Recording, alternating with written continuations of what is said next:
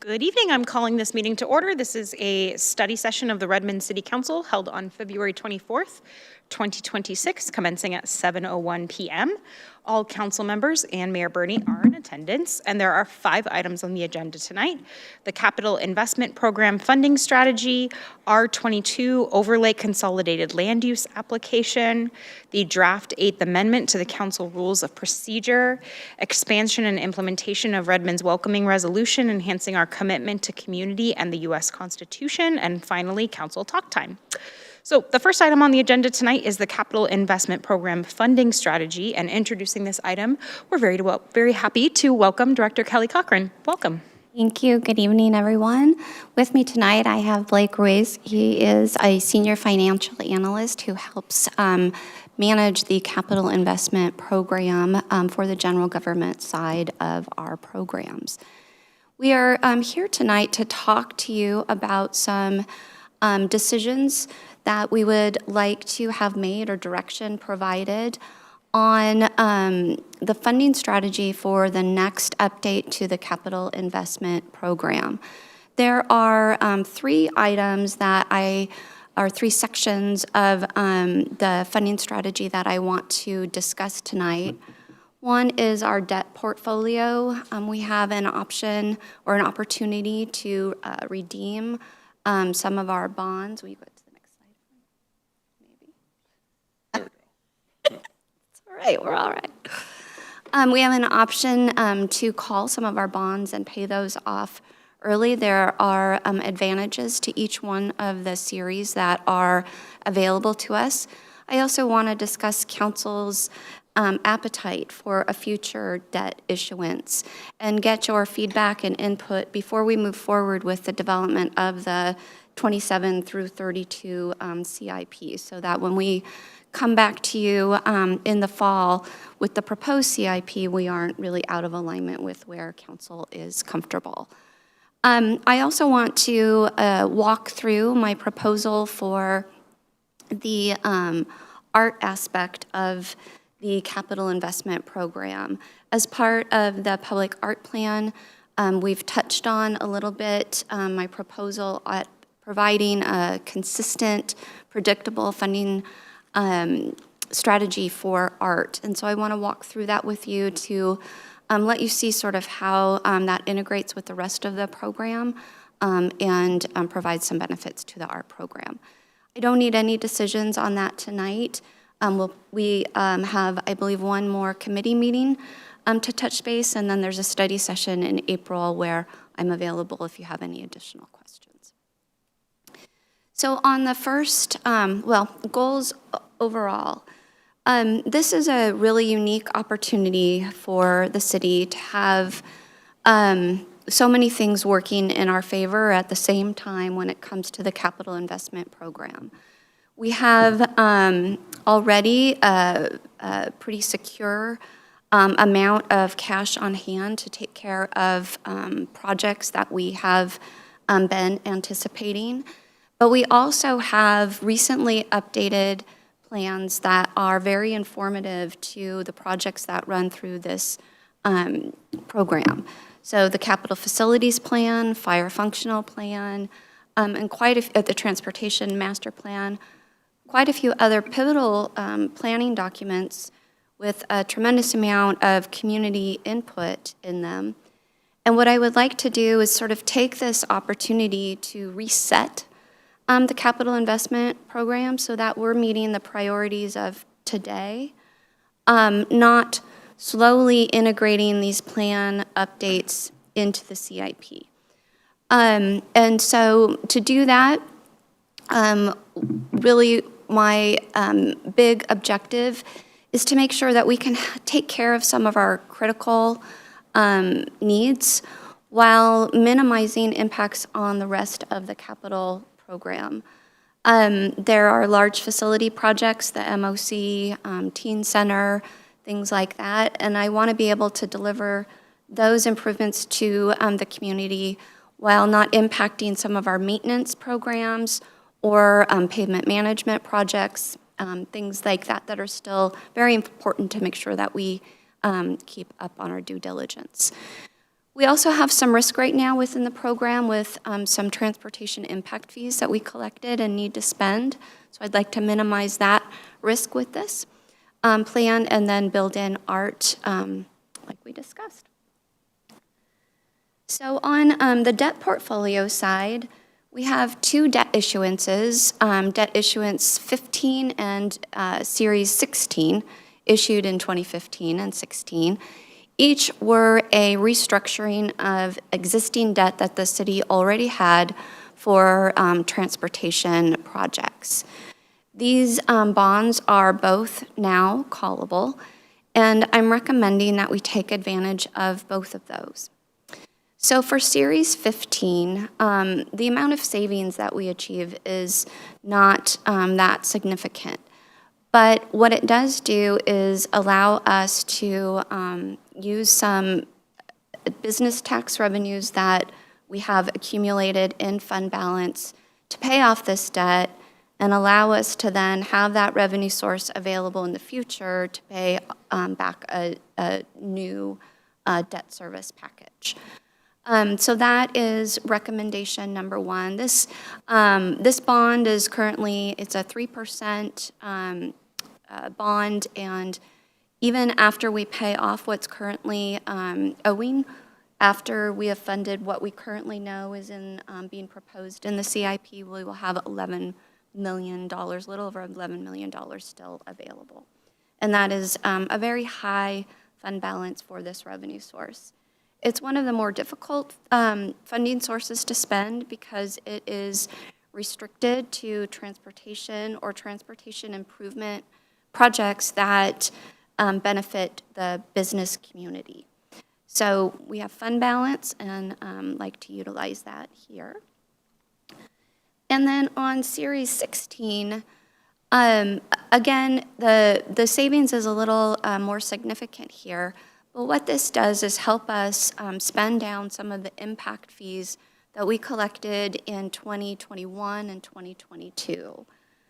The reason for that is because, can you go to the next slide? Thanks. I provided you a couple of slides of just information about impact fees for those that may not be familiar, but what I'm particularly worried about is the bottom bullet on this slide, which requires us to spend our impact fees within a 10-year period or refund them. So if you keep going for me. In 22, keep going for me, thank you. So in go back for me. Oh, there we go. Thank you. Too fast. So here's our problem. So in 2021 and 2022, we collected about $44 million in transportation impact fees. We also had a peak or a high collection for parks, but we were able to spend those down as part of the senior center project.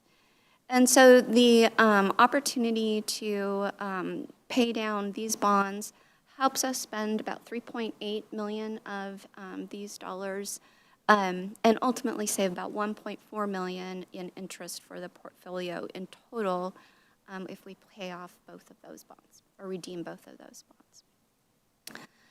Once we are, next slide, if that's the direction that council would like to go, it does bring down our annual debt service for the LTGO bonds that we have from $5.8 million to $2.8. It takes off quite a bit of our liabilities there. On our debt capacity side, the city does have a debt ceiling of $989 million on both the general fund side and on the utility side as well, which is 2.5% of the city's assessed value.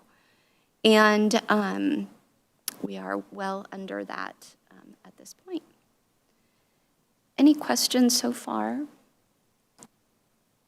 Okay. I'll go ahead and kick it off, and I imagine there are quite a few, and as this was a quick review, I saw one hand so far, so let's see. Before I dive in, let's go ahead and take questions on the recommendation related to these two bonds. Councilmember Kritzer. I was just going to ask the clarifying question following up on what you just said. What is our total amount of debt that we have right now? Right now, it is at 43 million. With a ceiling of 989 million? Correct. Okay. Councilmember Soni? So for the impact fee, it has to be used within 10 years. So are we using the entire impact fee that has been saved, or will there be still some left for us? Like, which one is just coming to its 10-year tenure completion, and what is left? This takes care of or spends down 3.8 million. And when we get to the next part of the presentation, when we're talking about some of the more strategic projects that we'd like to focus on, the spending on that proposal helps us to alleviate the risk of not spending those impact fees that we collected in 21 and 22. There is still available impact fees for future projects. It just helps us make sure we're meeting our 10-year requirement. So this is just part of that strategy. Councilmember Nueva Camina?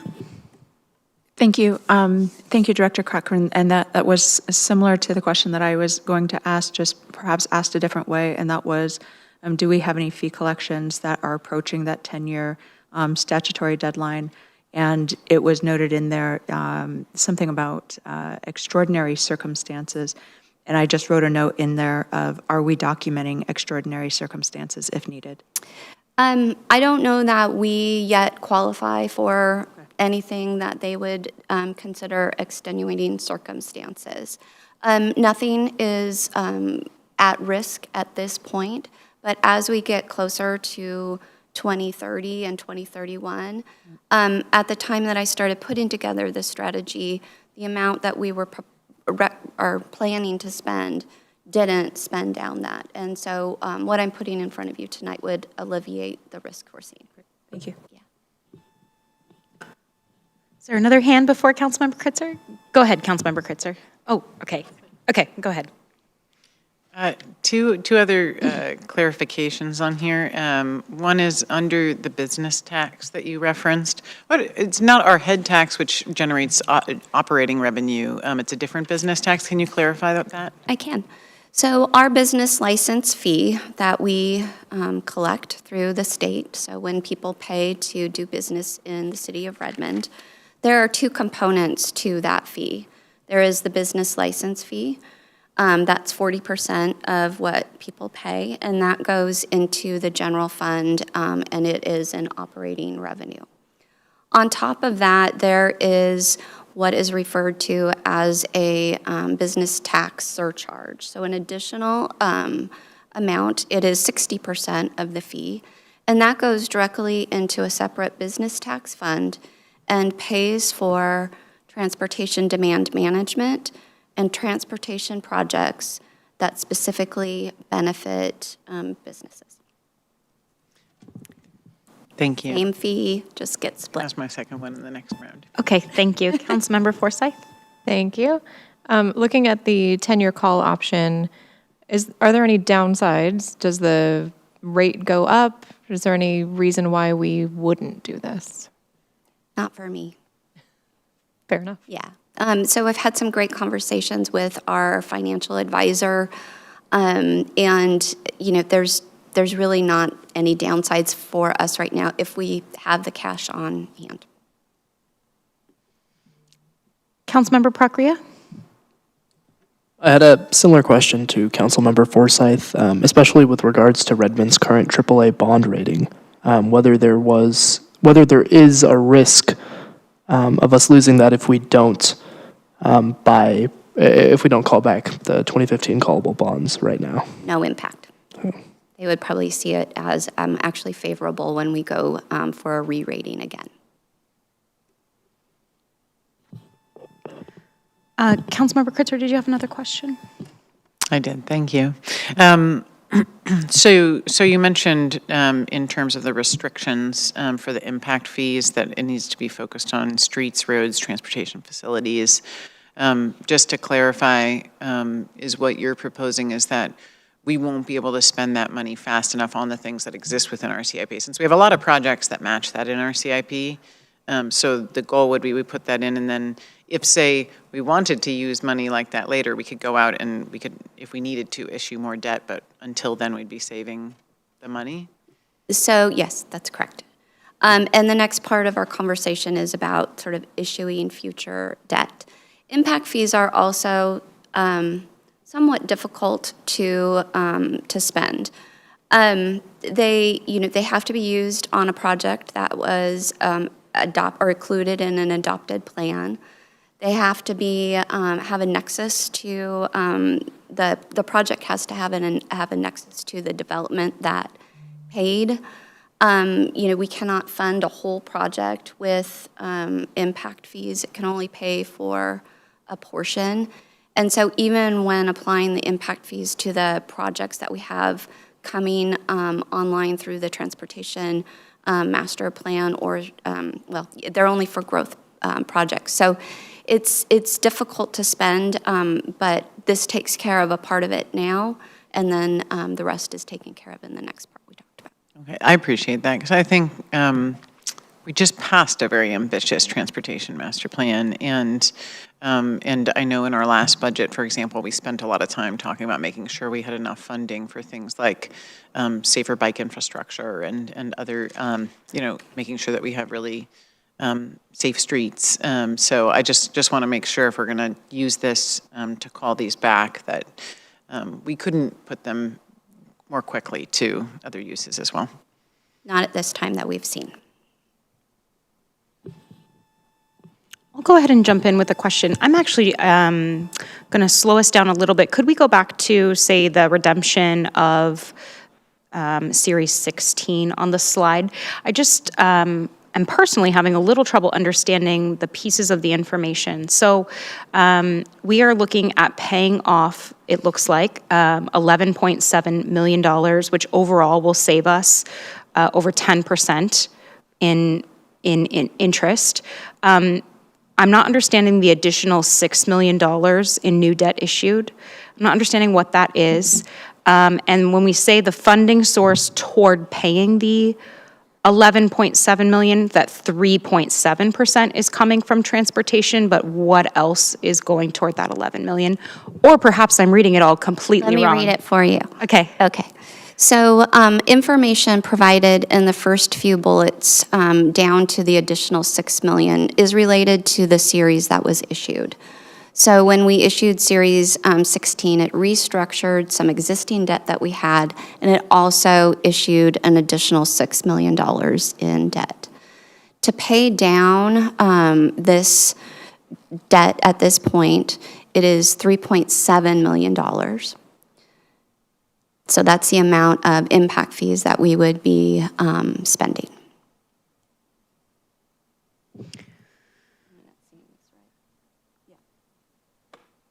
So we need to pay down, it will cost us about $3.7 million to redeem these bonds. It's all coming from impact fees. After we pay it down, we will still have $17 million remaining.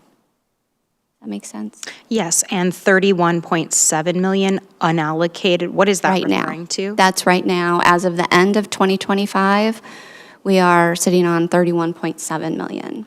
Of transportation impact fees. Transportation. But when we spend 3.7 million, we suddenly drop down to 17 million? That includes the other projects that we have funded through the CIP I see. as well. Okay. I did, for the sake of my own ego, I will say, I saw some other head nodding around the table, so I think this exercise was helpful. That's great. Thank you so much. Sure. Are there additional questions on this piece? Okay, then I think we can move forward for now. Thanks. Okay. So next steps on this, and I'll check back at the end, but next steps for redeeming these bonds, if that is council's direction, would be to adopt a redemption resolution.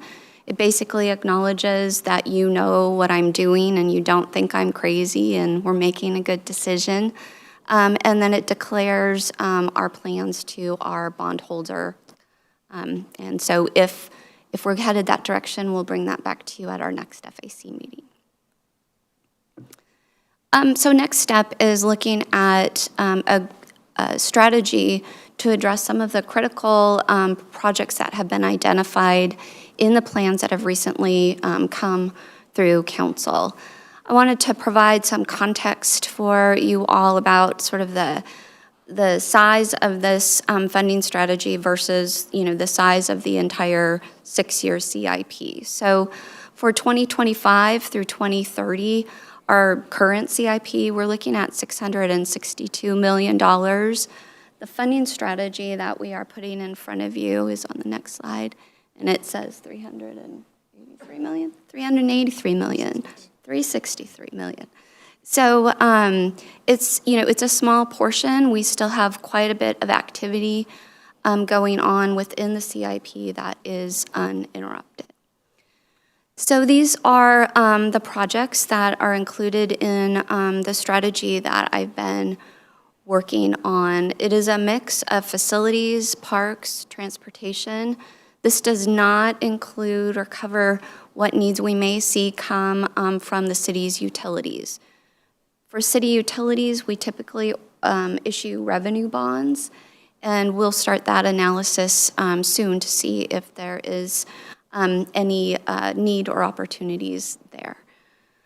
So you'll see in here we have solved for the Teen Center as well as the MOC and some of the more important transportation projects that ranked highly through the Transportation Master Plan. When looking at the funding of these projects, what I've done is tried to utilize as many different funding sources that as we have, is this the cash? Okay, so this is the cash flow for the projects, as you can't see, correct.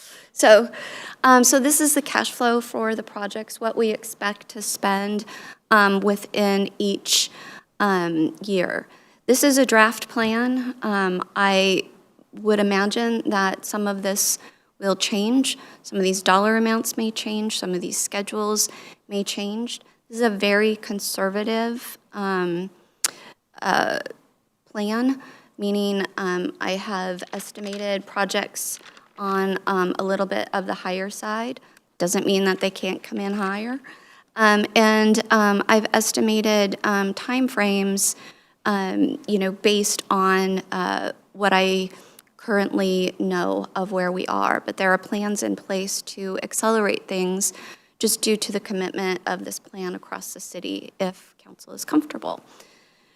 The funding sources that we're using, trying to use as many different funding sources as available in order to utilize our restricted funding sources to the best of our ability so that we can keep our discretionary funding sources, so things that aren't restricted. So that includes our real estate excise tax, as well as funds that come from the general fund. And so trying to utilize restricted before discretionary to leave discretionary available for other projects as much as possible. The cells that are in green are the cash that we currently have on hand.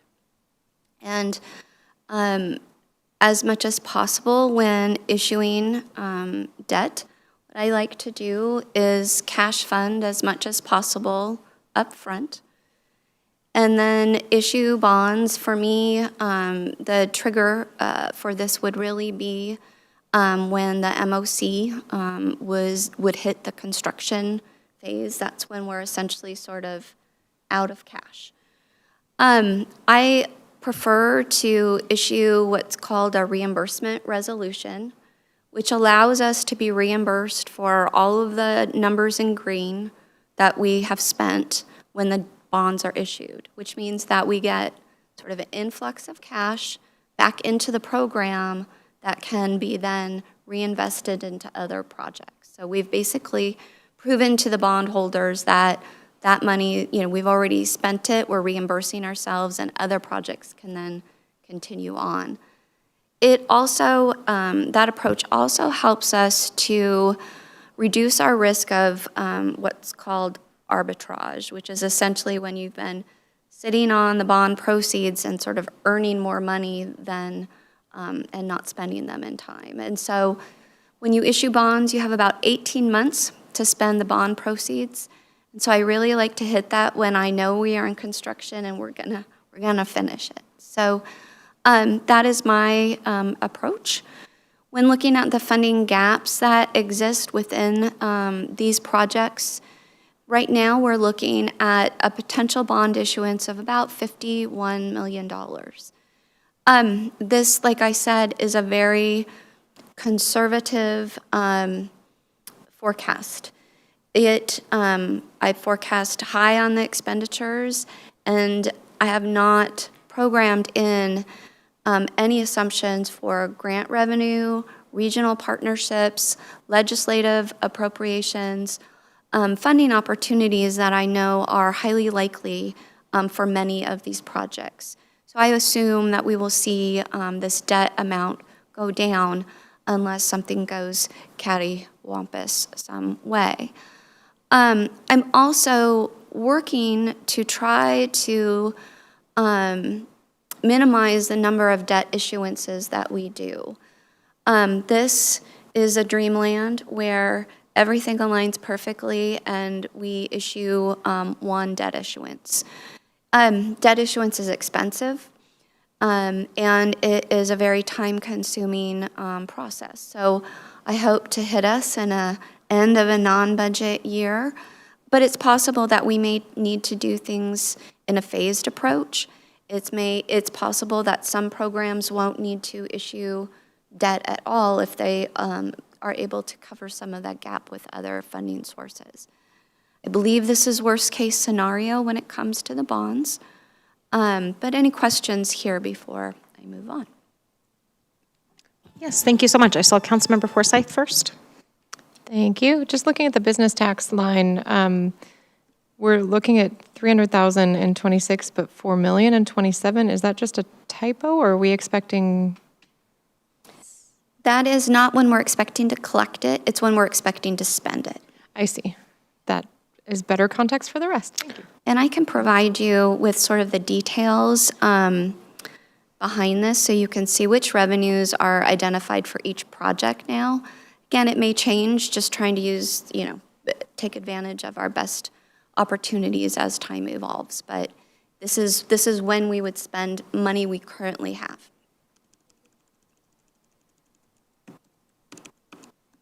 I see hands. I'm just catching up with my own notes here and reiterating that it's labeled funding sources, but it's spending the funding sources on this particular slide. Yep, Okay. it's the funding sources that would take care of our expenditures. So the next hand was Council Vice President Nueva Camina.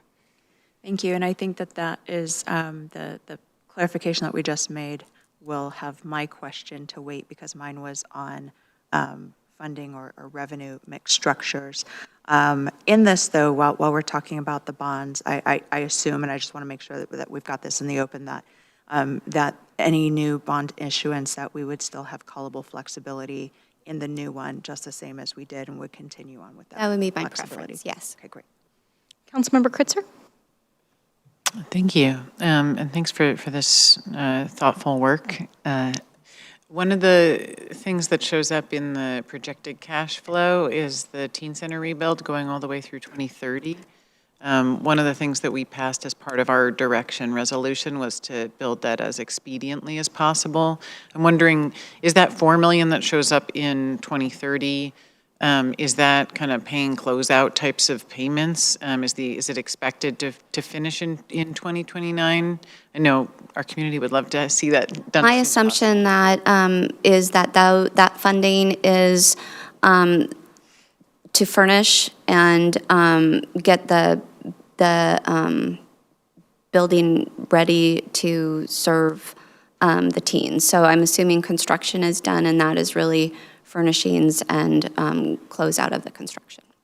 Okay, I'm sure we'll have more time to talk Right. about that project, but I'll just flag that I do want to talk about what we can do on the timeline there, so we can open it sooner.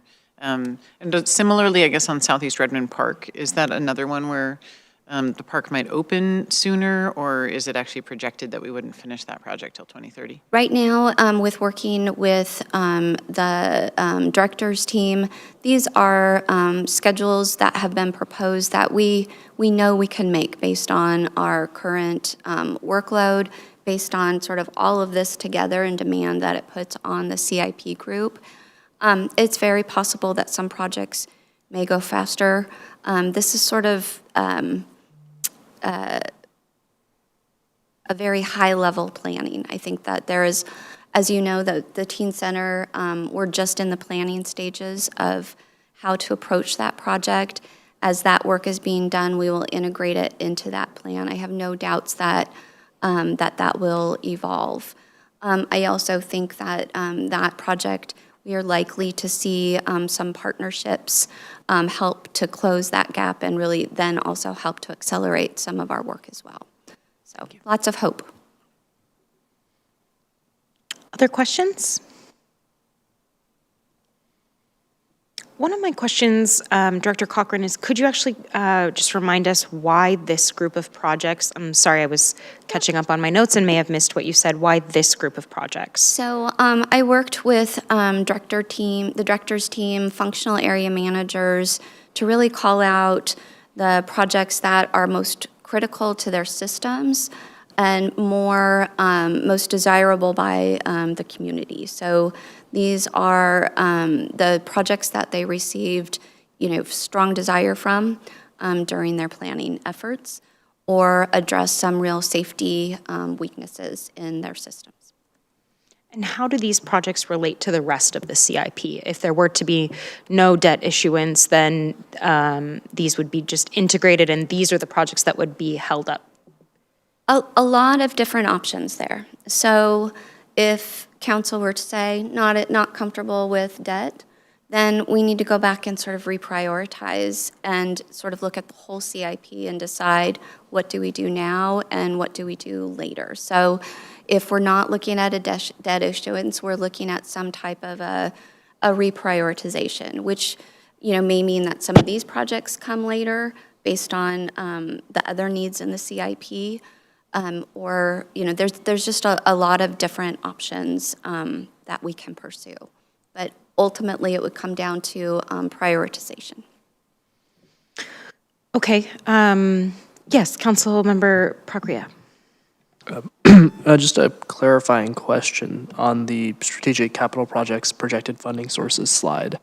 The money that we don't spend, like for instance, the business taxes minus $300,000 for 2026, that just goes back into the general fund? It is. It stays within the business tax fund, or it's being spent on other projects that are not included in this. Okay. Councilmember Kritzer. I appreciate kind of bringing these two things together, of both reducing our debt and then thinking strategically about what debt we'd want to take on.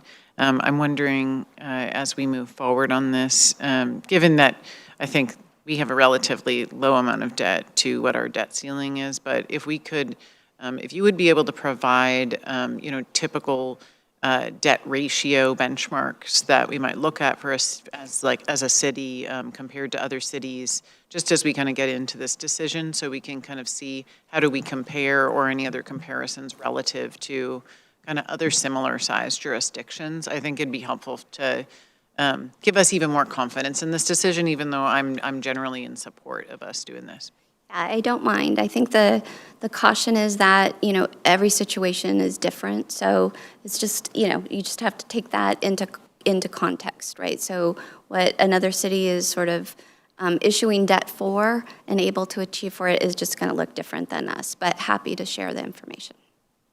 Okay, Councilmember Soni. So my question is very generic. I'm still trying to put my mind around what is the risk here. So if you have identified any specific risks associated with this, because I definitely see we are relying a lot on the funds that are available today, or on an impact fee or on REIT. But with the economic situations or anything, that could be a little volatile. And So is there any risk that you have it in your mind and, maybe There's always risk, know? especially with the CIP. It's a program that evolves quickly. It's a program where, things can look very different from the beginning of a project to the end. This group of projects we know a fair amount about, have been sort of working on them for a bit. There's risk that some projects might get delayed. There is, risk that costs may go up. But I think the risk is fairly low. These are really conservative numbers. There is a very big commitment across the city to complete this body of work. And, if there are changes, or if we do realize some type of a risk, there is a lot of ways to manage it.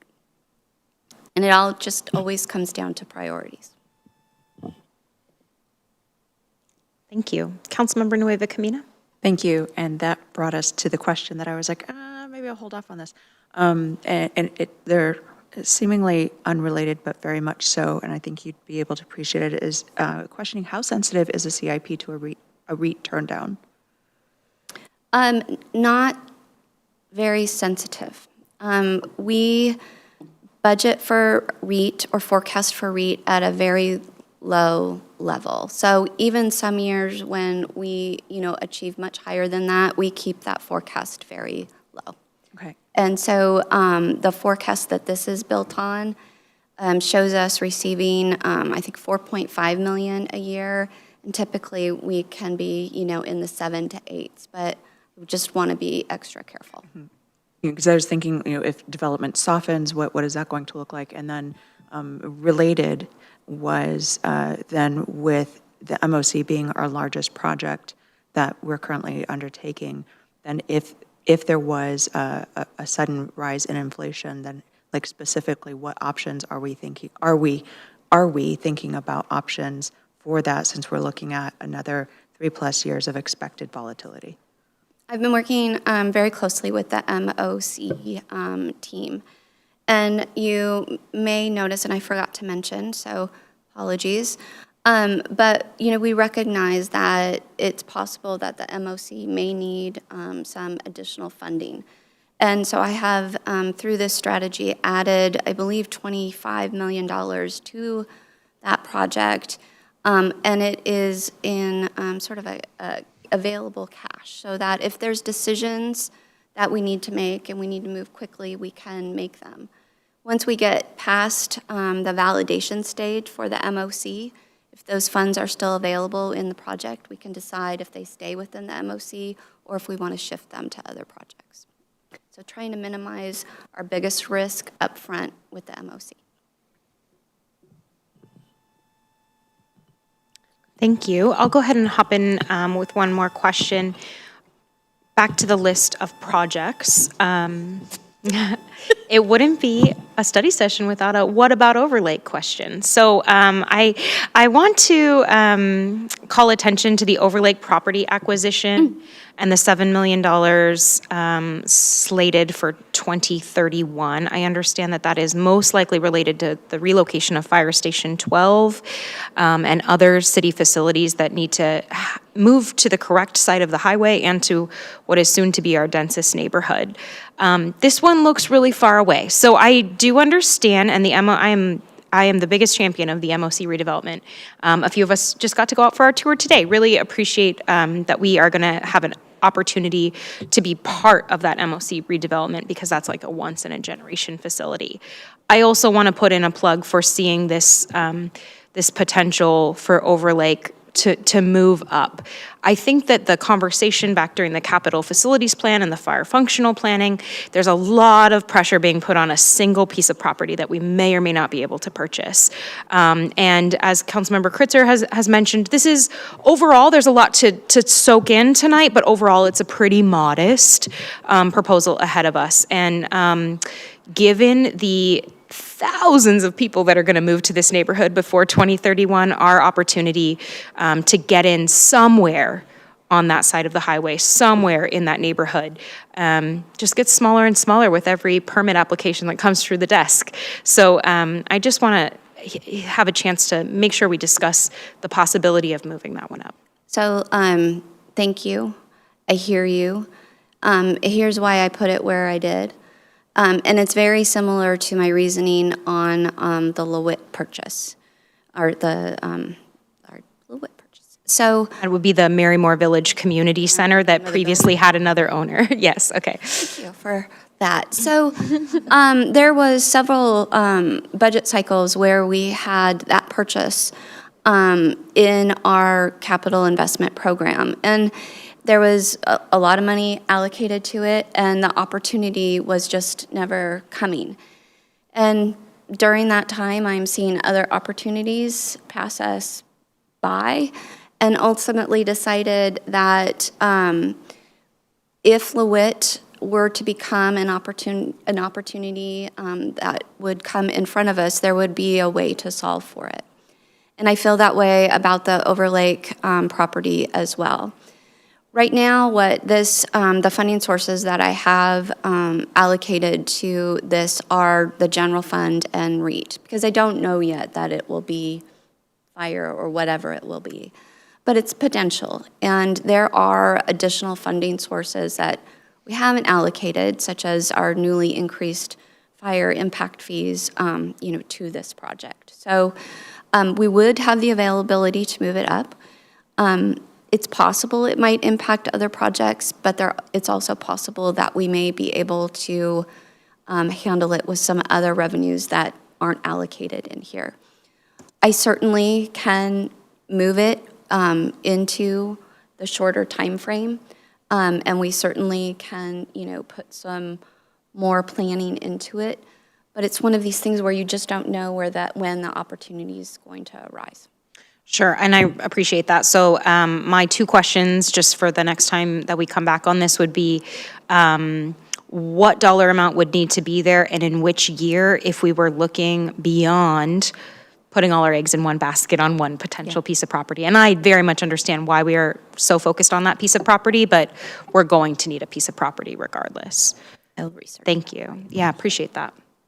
Other questions from the council? Yeah, Mayor Bernie. Thanks. I really appreciate this discussion around, how do we manage big capital projects? A couple of things I just wanted to share, and I really appreciate the council's questions.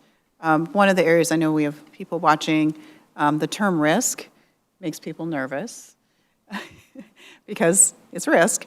But we're talking about two varieties of risk in a way. We're talking about the risk because we have collected funds and we need to spend them. That's a risk for the city. We have to spend them within a certain period of time on particular things. And I think Director Cochran's come up with a great option to spend those very specific funds in a way that helps reduce our debt, which is great. So I appreciate that. So that's one set of risk. The other set of risk is how do we then fund the future projects too? And that's where, taking on debt, which in our homes, people generally don't like to take on debt. But for a city, it's one of the options that we have in order to do really big projects. I think most people know cities have limited ways to collect money. We have, 1% cap on our property tax. We have limited sales tax. We have a few levies, but this bonding option for big capital projects is really important to cities. And I feel really fortunate in our city that we have this AAA bond rating. We get excellent rates. People want our bonds. And we're able to fund some of these things that we would not. I think when someone asked the question, like, if we didn't take on debt, what would we be able to do? And it's obviously a lot less than we can taking on the bond. So I appreciate this presentation because it helps kind of balance out the different kinds of ways cities can fund things, how we manage risk as a city financially. And I think you and your team, Kelly, Director Cochran, have shown us kind of how this all lays out in a very thoughtful and predictable fashion. So thank you. Right now, when looking at the plan and the gaps that we need to fill, these look like the most likely projects that we would actually utilize debt proceeds to pay for. I am assuming that we would do a 20-year term, and debt service would be about $3.7 million. That's really kind of the, maybe $4 million would be the highest that I would want to go in a debt service payment, just because the impact that that could have on funding and sort of the inability to fund projects because you're paying debt. The debt service payment can be funded by all of the funding sources that we've utilized in the whole package, so it does help alleviate some of that pressure on our discretionary funds, because we can use some of the restricted for payback as well. We did reaffirm our AAA bond rating in 2025. And really, the only concern that Standard & Poor's had was really sort of the risk that we assume by being in King County and the current state of wastewater conversations. The city ourselves, we're doing great with our financials, with our fiscal policies. It really couldn't have gone better. So I feel like we are very low risk of that changing as well. So when I look at issuing bonds, like I said, I like to spend some of our cash up front, and then we can be reimbursed. And what that requires is something called a reimbursement resolution, which really would declare all of the projects in this package, not just the ones that I showed maybe potential debt, because they all could if schedules changed. It would basically say we are going to borrow in the future approximately this much money for this mix of projects. That allows us to utilize any of those projects to spend down the bonds when we issue. So my ask is, first of all, for this section, what is your level of comfort with us looking at debt? Because we are now kicking off the process of sort of funding or developing the next CIP. And so I want to make sure that the foundation that we build that on is in alignment where council is comfortable. I don't want to show up here, in the fall with something that surprises you. So I would like to kind of just understand your level of comfort in allowing us to move forward with the development of the CIP, and if you're comfortable with a reimbursement resolution. But I can check back later. Okay, did you want to check on that now? One of the questions that's coming up for me, Director Cochran, is I don't know that everyone at the table can answer that question. Maybe the question before that might be, what information do you need in order to know whether or not you're comfortable? So if there's anything that anyone would like to say now, please feel free to do so. Otherwise, I think answering that question is equally as important to speak with Director Cochran about. There are, There are a lot of touch points with council in the next year to make sure that these conversations stay in alignment. You're aware of where we're at, and I've provided a list there of all the opportunities that we have to keep you informed. Thank you. And Councilmember Forsyth? Thank you. Director Cochran, you've done a good job in the past of providing us with very transparent verisimilitude, honest conversation around all of our finances. So for me, seeing you bring this proposal forward, I know you've done your homework, I know you've been thorough, I know you've been diligent. It makes a lot of sense to me, especially knowing we need to spend a lot of this money because we're at that 10-year limit. So I'm comfortable moving forward and keeping those lines of conversation open and transparent as we continue through the process. But for me, you have my trust. Councilmember Kritzer?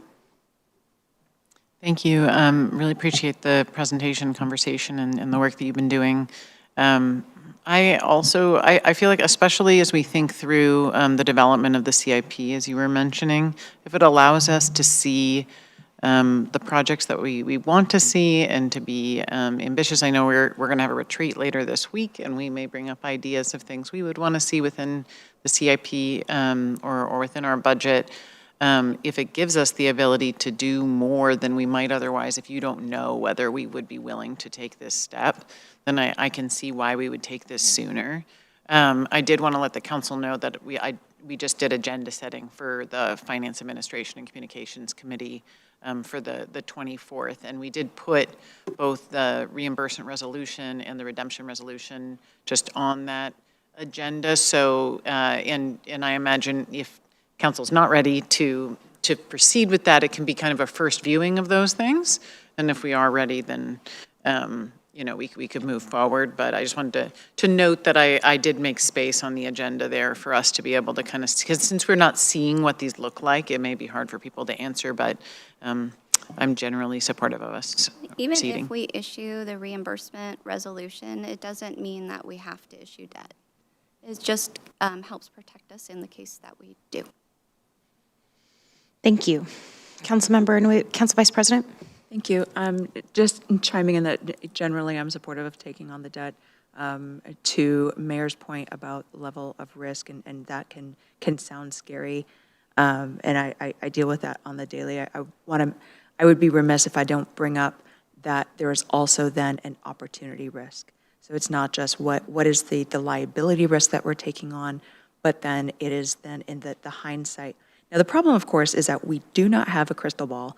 We can do all kinds of planning and problem solving ahead of time, but we don't know exactly what is going to happen. We don't know if there's going to be a softening in the development market. We don't know what inflation is going to happen. We don't know if things are going to rise such to the point where we miss out the opportunity to purchase the property in Overlake, as Council President was talking about. So to make sure, and what I see in this is that this is creating options and flexibility for us so that we can continue to be adaptable. So echoing Councilmember Forsyth and continuing with the transparency, continuing with the building the trusting and you coming forward with all of this, because this is great. I think it's going to go a long way in bringing everybody along. Thank you, and thank you for the additional scheduling information from Councilmember Kritzer, the FAC Chair. One of the things that's coming up for me is that we actually have this quarter on the work plan a review of our fiscal policies, and the long-range financial strategy is still due for review. So one of the things that I think would help provide comfort, as you're asking for, is to make sure we understand the policies, because the city currently has policies about recalling on bonds, and those are all slated for review at this time. So I'll be eager to make sure we have those conversations in a timing sequence that makes sense for this decision too. Absolutely. Any other questions, or should we move on to the last piece, the art piece? Let's talk Okay, art. let's do it. Okay, so you'll get the idea from these slides that I think that my plan is great. So right now, the funding mechanism that we have for art is called the 1% for Arts Ordinance. And the way that it works is it provides essentially a transfer from a capital program of 1% of the estimated construction cost.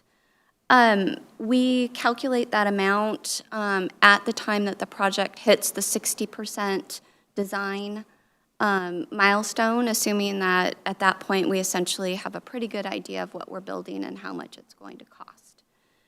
It applies to projects that are over $100,000, and essentially it applies to parks and facilities projects. So no other programs pay into the 1% for the arts. So it is excellent that we have an ordinance in place that gives us a commitment to funding art, and it is great that we have two programs that contribute. But the weaknesses are challenging. So there's a limited number of park and facility projects. We've been a little busy lately with the facilities projects, but in general, it's not very often that we build a new facility or, a new park. Also, the 1% for the arts ordinance was put in place decades ago, and 1% no longer covers the cost of an art installation. The payment into the art fund to be utilized for art investments is completely dependent on the delivery of the project that it's tied to. So if a project moves out, then the art has to move out as well. And at times when there are delays in projects, that can be very difficult for the art plan to be delivered as it was scoped.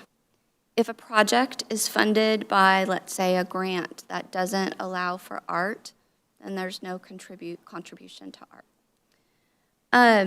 The other issue for me is that I believe, or I try, or I strive to make the CIP as visible to you and the community as we can through project information sheets, a section in the budget, specifically calling out our commitment or our plans to the community, and then being able to follow up on what's been delivered and tell that story. And often art is a pretty fun story to tell. But right now, the art plan, it lives within the art activity fund, and it is not as visible as it really should be to the city, given what it contributes to the community. The other thing is the administrative burdensomeness of this process. If something ever happens to me, you probably will never have anyone know that we need to charge a capital project for 1% for the arts. It is very infrequent that it happens. It is, there's not just like some automatic mechanism that occurs. You have to remember that that project is eligible and make sure that the transfer occurs. And we don't deal with it frequently. And when there's turnover, then there is some risk. The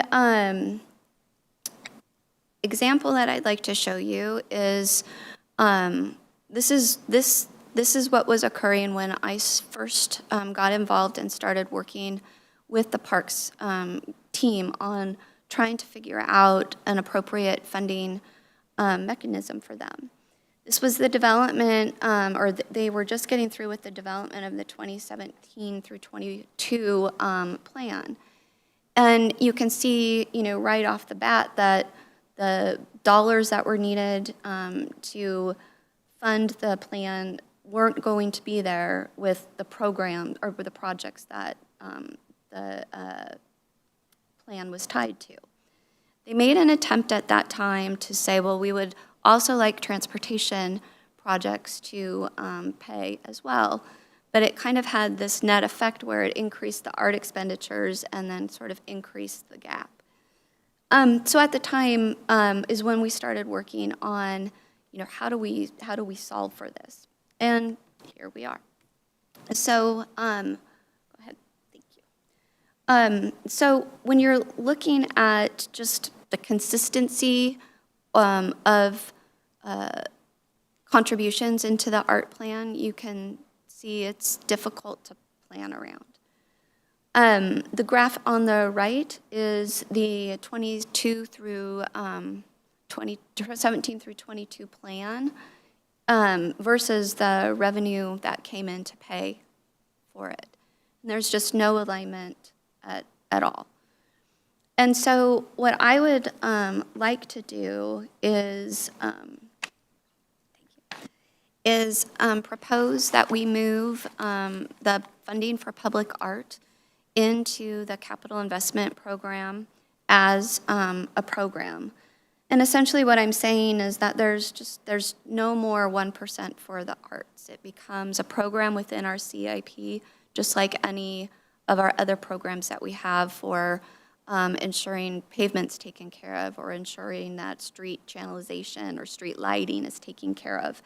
It is something that would receive a consistent level of funding, a minimum level of funding to meet their current plan. That estimate is currently $300,000, which aligns with some analysis that I have done in the past, which about 6-7 years ago we were looking at about about 275,000. So that makes sense to me, and I can support that.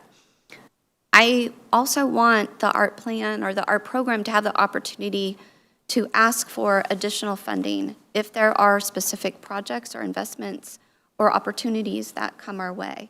So just like any other CIP project, if they want to request an additional project that provides them with an additional level of funding, they would be able to do that. It gives us greater opportunity for funding because there is a variety of different funding sources within the CIP that we can use for art. There's some that we can't, but there's more than we can than just what we get when we charge parks or facilities projects. I do want to make sure that we maintain some reserves as well for this program, but essentially pull it into the CIP, be able to highlight all of the great work that they do, and make sure we share that with the community, make sure that they have consistent funding to deliver the plan that they're proposing to you, and make sure they have the opportunity to ask for additional funding to do projects above and beyond what was in that smaller plan that they've put together. So that's that proposal. Any questions there? Councilmember Soni. So if we are moving away from 1% for art structure, does that mean we are not going to collect it at all? Because this seems to be a revenue source. And then the entire, so where is the 300K, which is a proposed one, will be funded from, like from the CIP? But where's that money going to also come? So there's a variety of funding sources that can be used for art. Any of our general fund transfers can be used for art. There is, REIT can pay for some types of art. There is dollars that we receive from the county. There are grants that we receive. So there's a lot more availability to provide the art program with the funding that they need by pulling from the variety of funding sources in the CIP than just trying to isolate them to just 1% of specific projects. So it eliminates that commitment that they have now, but it's a commitment that's not delivering. Mayor Bernie? I think I know what your question is. So right now, say capital project, if you take 1% of that, say we're building Redmond Senior Community Center, 1% of that project went into the Arts Fund. That money came from wherever for that project itself. It's a city project. So instead of saying something like the Redmond Senior Community Center has to take 1% of it and devote it to the art fund, we stopped doing that. And instead we just say, overall in our whole CIP, we're just going to dedicate $300,000 a year to art so that no particular project pays into it, but it would have come out of somewhere in our budget anyway. It's just much more dedicated, much more intentional than having to find a different project every year to who's going to pay into it. Did that help? I don't know if that helped. Are we Still looking also, at me like, are we also collecting one person No. from other projects? It's No. only the arts project, okay. only this is the way we'll fund it, just intentionally 300,000 a year going to the arts fund, and we'll stop doing the other thing. Okay, that makes sense. Okay, thank you. Councilmember Forsyth. Thank you. And just to add on to that, I wasn't actually clear that it was only our CIP projects and our parks projects that were putting this 1% in, because other cities that I've worked with, it's been development projects that put 1% in to a general fund for arts for that community. So I was even unclear on that. So thank you for the clarity on understanding that we were pulling from a small bucket to begin with, and that money was our bucket. We were pulling this money from our own bucket. So appreciate the thought of how to make this more consistent and more stable funding. I'm interested to hear your thoughts on how we ensure that we continue all of the good arts projects down the road. Say like 20 years from now, council is very different. Is there going to be language within whatever this resolution is that says every CIP project, every parks project has to have the public art element, or even if that public art can just be sprinkled throughout the community and other places? I would, my recommendation to Parks has been that when conversations are wrapped up and there's been a decision made that, we want to revise that 1% for the arts ordinance, not just, eliminate it, but revise it so that they still have the surety of, they still have a written commitment of how art is going to be funded. Perfect. That was my exact note. Are we rewriting the? But yeah, they definitely want it in writing, so. Thank you, and that's an ordinance from 1991. I just quickly found it. Councilmember Kritzer, and then Council Vice President. Well, I appreciate that question, and I would just say I think I would only feel comfortable with us moving forward if we can pass a resolution to ensure that we're directing future councils and the city to keep this as a priority. The other thing is I'm wondering if there's something around the policy to adjust for inflation. So it's not like we lose our kind of spending power on this, because the 1% has probably grown over time since it's a percentage. So I would be interested in having that as a part of it as well. And then I think the last thing that I would say is just, I want to make sure that we set the baseline at the right level. I know you put out 300,000. I'd be interested before I make the final decision. One, to look at just how much typically other cities are spending on public art, as well as once we get to see the public art master plan and get kind of their estimates of what it would look like to make our dreams come true on public art. And I guess even whether there's something potentially that we might do as, like, is there a one-time investment, and then is there like an ongoing type of investment we might look at to shore things up as well? Thank you, and that was one of my comments also, was just, it'll be important to see the public art master plan to evaluate the right sizing of the investment. Council Vice President Nueva Camina. Thank you, because that was a perfect segue into my question about, and I don't know if it's going to be in the art master plan, is if we've got a full asset inventory for in-cycle, life cycle schedule. So then when we're looking at the investment that we're making, how can it be sustainable to where we've got justification, accountability, and transparency within all of that? I believe that you will see, all of that great material when Parks comes back. The $300,000 proposal did come from them. It aligns with one of the components of their plan. But as that evolves, we certainly can, track that. And I do agree with a CPI adjustment. That would make sense. The one thing that I also wanted to let council know about is that this year, at some point, there may be a request to fund a contract for the arts program of approximately $75,000 to provide them with the ability to catch up on maintenance of art. In my conversations with them, that was a gap they have, and I would love to solve for that this year with some savings that we have available and make sure that we can take care of that art investment. They are researching it, and they'll bring it through the appropriate council decision-making points, but just wanted to let you know that that is coming on its way. They will be working on a service enhancement proposal to ensure that they have dollars in their operating budget in the future. Right now, they're estimating it'll be about $50,000 a year, but they are working to refresh that estimate, and you'll see something in the budget process for that.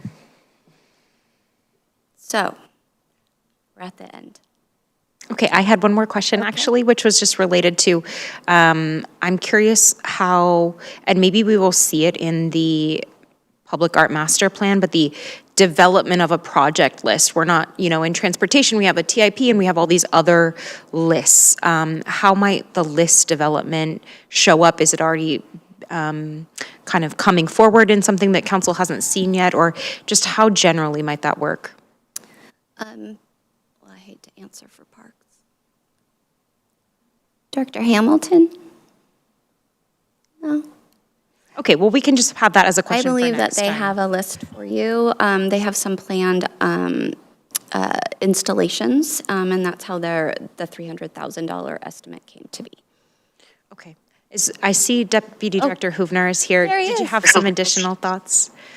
Thank Good you. evening, Council. Zach Hoovner, Parks Deputy Director. So yes, we would put together a 6-year matrix of projects that our cultural arts staff has already put together, and that will be brought forward in the master plan process. Okay, awesome. That's really exciting. And we have a lot of direction in Redmond 2050, including the intercultural district, which we have not cut a ribbon on exactly just yet. So some direction already there. Okay, Councilmember Kritzer. In the same vein, I'm curious, if we're going to come up with kind of a project list the way we do with CIP, where we really allocate all the funds that we have budgeted, I am wondering, because the way the 1% has worked, it sometimes has been a good funding source for things that pop up. I know we've helped to fund the Pride Crosswalk using funds from the 1% for the arts. So I'm just wondering, would we also have a pot that's like a little bit more flexible for like as things come up, or is it more that we would swap in or swap out as, because I think especially with art, sometimes it can be a bit opportunistic as well. The recommendation would be to hold some reserves in that program so that we can be flexible. There she is. Yeah, sorry, I couldn't find my mute button fast enough. My deepest apologies. This is Director Hamilton. So, so art is going to be a little bit different than what you think of with your typical projects for like the TIP or for, parks or facilities, because I think Council Member Kritzer, you just kind of summed it up, is that a lot of art is opportunistic. There's an organic piece to it, and we do a lot of work within our community and our artist community to identify those things. Now, one thing that we are doing throughout our public art master plan is identifying areas of our city that are lacking artistic installations. And we're also looking at different types of programs that have come up over the course of our community engagement that without a fund like this, we are unable to fund, because like it was talked about earlier, when we only get that 1% for that project, oftentimes that art is invested back into that project because it's a public facing project. So it doesn't allow for our cultural arts team to look out into the community and say, we've had all this development and there's no art in this area, and there's been an ask for that art. And so it's not necessarily going to be a project list in the way that you're thinking of the TIP, but more of an opportunities and a arts gaps, I think, analysis is kind of how I would discuss it. And it would allow us to make sure that we're able to do art installations through our arts process, our Arts and Culture Commission, and install art throughout the community, as opposed to only in those projects that are investing the art, because that's kind of what, investing in the 1%, because that's kind of what happens currently. Is that helpful? That's fantastic. Thank you. Yes, sorry about that. All right, thank you so much. Director Cochran, let's close it out. Okay. Can I have a vote? No, I'm just kidding. So first recommendation is that we bring forward a bond resolution and move forward with paying off those bonds, spending down impact fees, and allowing us to create some capacity in business tax to pay a future debt issuance, if made. Okay. Thank you so much. So I think the next touch point on this is we have a few follow-up questions that were for you, and then our next touch base will be in the committee meeting in March. So are you comfortable with me bringing both resolutions forward?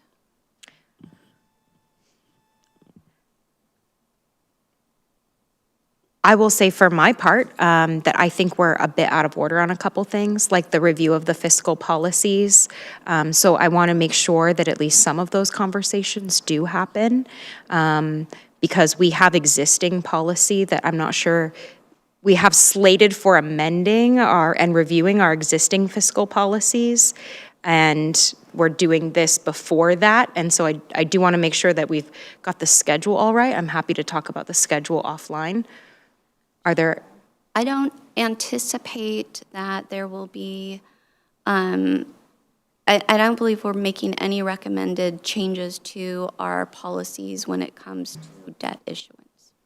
So Okay. I can tell you that. I think we have made, we'll be recommending that the language is a little more clear, but policies have been reviewed, and those are really in alignment with best practice.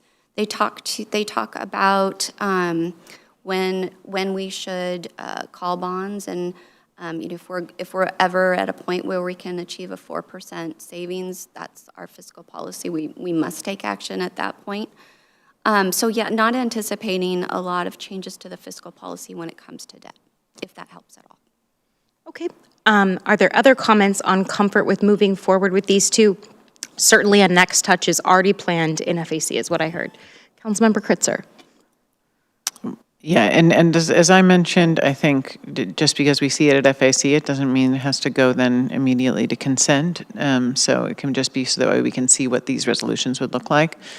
To the fiscal policy point, several years ago, there was a fiscal policy added, I believe, that was surrounding the ability to issue debt on individual projects. So we might want to just look at that one and whether we want to revise it if it would cause any issues with this. Yeah, I don't anticipate it, but I'll double check for you.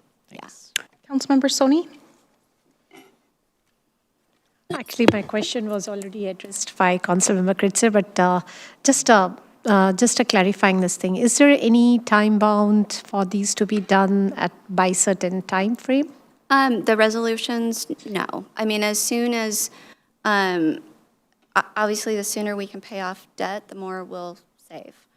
The sooner we issue a reimbursement resolution, the sooner our expenditures will be reimbursed by a future bond issuance. So. Yeah, thank you. Any other comments? Mayor Bernie? And then the other thing is that the sooner we know that these will be moving forward and approved, then that means we can solidify our planning as well. So there is timeliness to all of it because we're in the process of developing the budget. So that's a big investment that we need to know we can make, or bond issuance or not, as we're planning that out. So it's not something that we would like to spend a lot of delay on. How's that? Sure. Well, I'll speak for myself only, which is I look forward to having the next touch on this.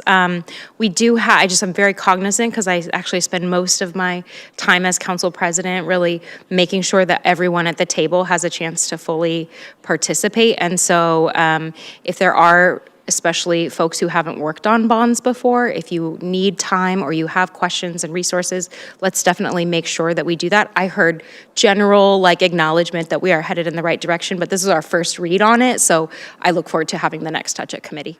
No worries. We will draft up those resolutions and touch base again. Great, thank you so much. All right, and with that, we will close out this item. Thank you so much, team. The next item on our agenda tonight is the R22 Overlake Consolidated Land Use Application. And just a reminder, as the staff come to the table, this is an update on a quasi-judicial item. Introducing the item tonight, hello, good evening, is Director Carol Helland from Planning and Community Development. Welcome. Thank you. Good evening. Thank you, Council President Stewart. Good evening, council members. We're here tonight to continue our council orientation to the Overlake multifamily project referred to as R22. This was introduced at your February Planning and Public Works Committee of the Whole meeting, and a public hearing is currently scheduled for March 17th. And I'm joined here this evening by Alex Hunt, a senior planner in the Planning and Community Development Department. And he is going to take us through the project and the questions that you posed to us when we were last before you. Thank you, Director Helen. Good evening, Mayor and members of the City Council. We are looking at the R22 Overlake Mixed Use Type 5 Land Use application this evening. So the purpose of this evening's introduction to the item is to address council questions that were posed at the Committee of the Whole meeting and receive additional questions and feedback in advance of that March 17th public hearing. And as a reminder, the Technical Committee did recommend approval with conditions of the Type 5 consolidated application, and that Technical Committee report with the recommendation and the recommended conditions were included in the materials.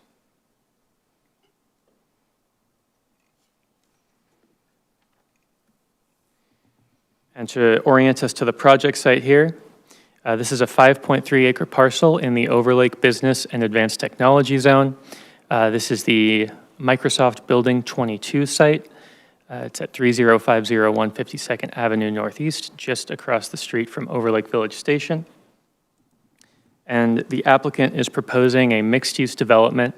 It would be up to 800 multifamily residences, up to 8,000 square feet of ground floor commercial uses, spread across 2 phases with, and I don't know if I mentioned, 8-story mixed-use buildings across 2 phases. And the overall land use application that we're looking at here, the consolidated application, consists of a master plan development, a development agreement, and those 2 phases of site plan entitlement, as well as a binding site plan, which effectively subdivides the lot into 2 legal lots.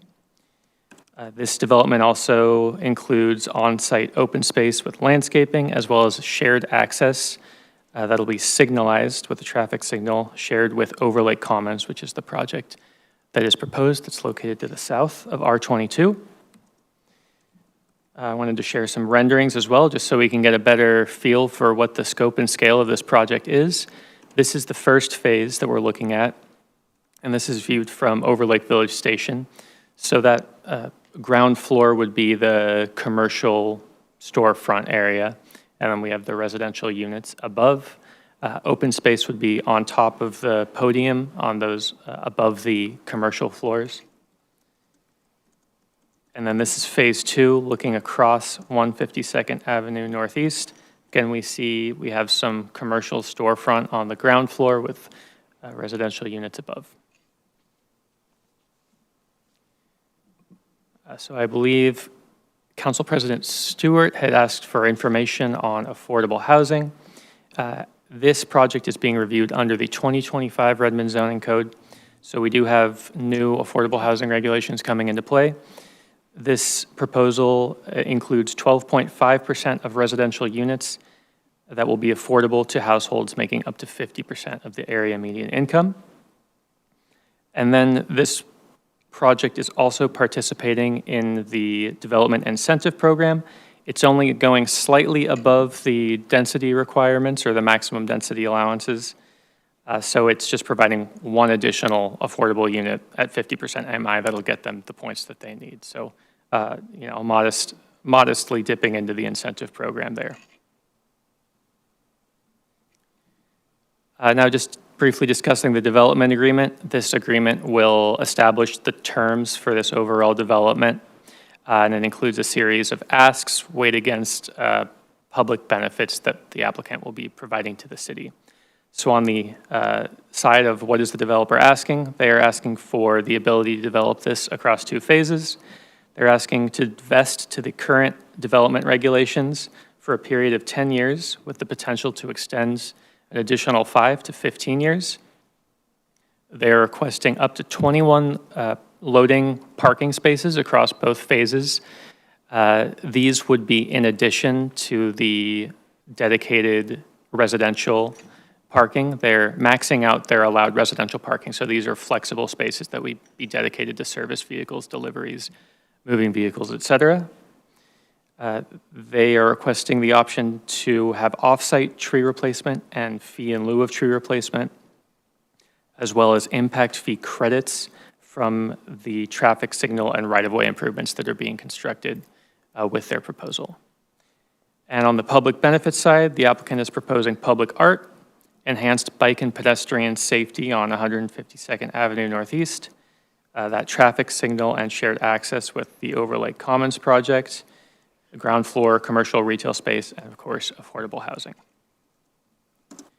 I'd like to actually just jump in for a second because we did pilot with this applicant kind of some early evaluation of their program before the comprehensive plan changes and zoning code went into effect, which we didn't really offer that opportunity to others. And in return, they are not taking advantage of the step down in the affordable housing provisions. So those will be preserved for a future developer that comes in under the 2025 requirements. So if you recall, there were step down requirements in the affordable housing provisions that like the first 150 units would have to be provided at 80, and then it went down to 70, and then it went down to 60 before it hit the 50% AMI. And this project is actually providing all 12.5% at 50% right from the get-go. Thank you. Council Member Kritzer requested information on deviation requests, so happy to go through those as well. There are 9 deviation requests with this proposal.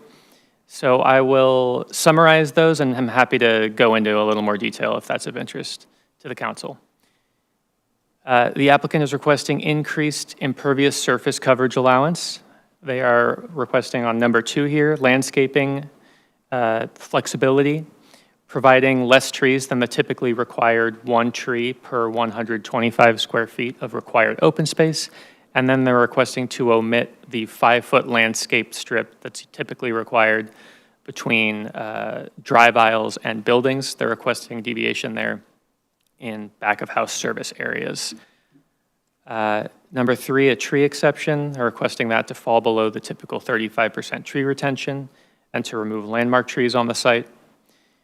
For vehicle parking, some minor dimensional changes to allow for structural columns to partially intrude on our typical stall widths, and that was reviewed by a traffic engineer. Number 5, private open space. The applicant is requesting that only 50% of dwelling units provide private open space, such as patios or balconies.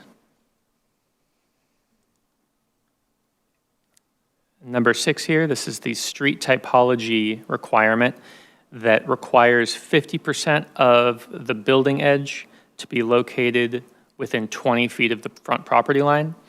Phase 2 has a utility easement that prevents them from meeting this standard, so they're requesting a deviation for that reason. Solid waste collection, our standard is that no unit can be more than 200 feet away from a waste collection point. The applicant is requesting up to 360 feet in this case. Roof line design, it's one of our design standards. It requires deviation or variation in roof lines to provide visual interest and human scale to the buildings. The applicant here is requesting variation or flexibility from that standard for those roof lines that are facing away from the public street. And then finally, the 9th deviation request here is courtyard dimensions. For a building of this height, typically 55-foot width is required as the minimum for courtyards, and the applicant is requesting a minimum of 36 feet in limited locations. So that covers the deviation requests here. Looking into timeline and next steps. Yeah. I would just like to note that the deviations that were presented in this are not uncommon for a development of this size. It isn't None of these stand out as extraordinary when you're trying to create the flexibility to create the number of units that are being provided here and at the location that is going to really take such advantage of the regional infrastructure investment in light rail. Thank you for that context, Director Helland. Yeah, this is typical for the type of development we would see go in front of the technical committee. A lot of these deviations, the technical committee is typically the approval authority on, so not out of the ordinary. And I will open it up in just a second. That was my last slide. Public hearing coming up on March 17th, and the council may choose to make a decision that same evening. So I'm happy to address any questions the council may have. Thank you very much. Thank you so much for the presentation. And as we go through, if those who have matrix items could confirm whether those are closed or remain open, that would be helpful. We had an eager first hand, Councilmember Prakriya. Sorry, I was a bit too eager there. Thank you, Alex, for the presentation. Just as one of my first quasi-judicial matters, I'm just very, very curious. I think I have a gap in my understanding with regards to deviations. How do we actually address them? Are they all fee in lieu? Does the developer pay a fee if they don't have like the required one tree per 125 square feet, for instance? Like, how do we actually address the gaps between our code and what they're proposing? Yeah, that's a good question. So it varies depending on which type of deviation we're looking at. There are a few different mechanisms in the code that allow for flexibility, but I'll cover the ones that do require some sort of alternative compliance. Something like tree replacement. Our standard in the tree code right now is every tree that you remove, you need to replace a tree on site. If you can't meet that on-site replacement, you have to replace off-site or pay a fee in lieu. So you're only paying a fee in lieu for those that you're not actually planting. In the case of open space, if you're not providing a balcony for a unit, as is the typical standard, or a patio, you would need to pay into the parks, a park impact fee, essentially, a park in lieu fee. So those are mechanisms established in the code. On the other hand, things like roofline variation or street typologies where you're bringing the building up to the street, we're just kind of offering that as flexibility. There's nothing that we get in return in lieu. So it depends on the type of deviation, whether we get some sort of in lieu or replacement. And generally, deviations have to, as Alex noted earlier, have to meet a range of criteria. So oftentimes they have to do with a constructability issue, for instance, like the deviation associated with where the location of retail was vis-a-vis the street. That had to be moved and really was incumbent upon us to grant that deviation in that case to allow the accommodation of an easement that was needed that we were placing on that property for utilities, for instance. So oftentimes there's an off-ramp identified in the code. It tells you when you cannot deviate from certain standards, and it gives you essentially a roadmap of how to evaluate that deviation. Thank you. Great question. Councilmember Soni. So for the affordable housing, 12.5% plus one additional unit, will that be, because it's going to be a phased approach, so do we know, how many affordable housing will be in the phase one, phase two, or they are going to be all maybe clubbed together towards the later phases? We want to have affordable housing sooner than later, so that's the question. Yeah. So each individual phase will be required to construct its fair share of the affordable housing. So the 12.5% of the number of units that are constructed with phase one, I can do some math here to just get us what that'll be. While Alex is doing that, just as from a premise as a premise in applying the code, you can't rely on future performance in order to entitle current approvals. So you always have to develop the entitlement pieces in sequence. So you can't, for instance, say, I'll build a road in the future if you allow me to build this development today. It all has to be constructed concurrently. And we'll likely be getting about 45 affordable units per phase at 50% area median income. Thank you. And I'll go ahead and offer to close the matrix item related to my more of a point than a question, and to hear even more good news that the step down was preserved for another neighbor is excellent. Council Vice President Nueva Camina. Thank you. Curiosity question on what happens, because we can't have a percentage of a unit. So what happens when we're in between numbers and say the 12.5% is a portion of a unit and not a full? Out of a curiosity, is it our protocol to then go up or go down, or is that at somebody else's discretion, or what do we do? There's a rounding provision where we round to the nearest whole number. So we could either, if it's 0.5 or over, we'd round up to the nearest whole number. But if it's 0.49 or lower, round down. Mm-hmm.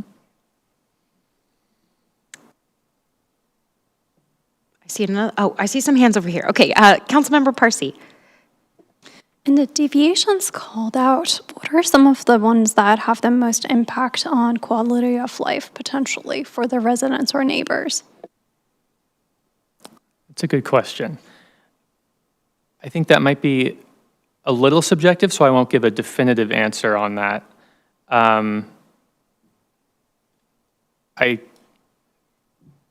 I would say probably the one that people will notice the most is, am I going to have a balcony or am I not going to have a balcony? So only 50% of the units minimum will have those private open spaces. I will also mention that this is a very common deviation request for urban development.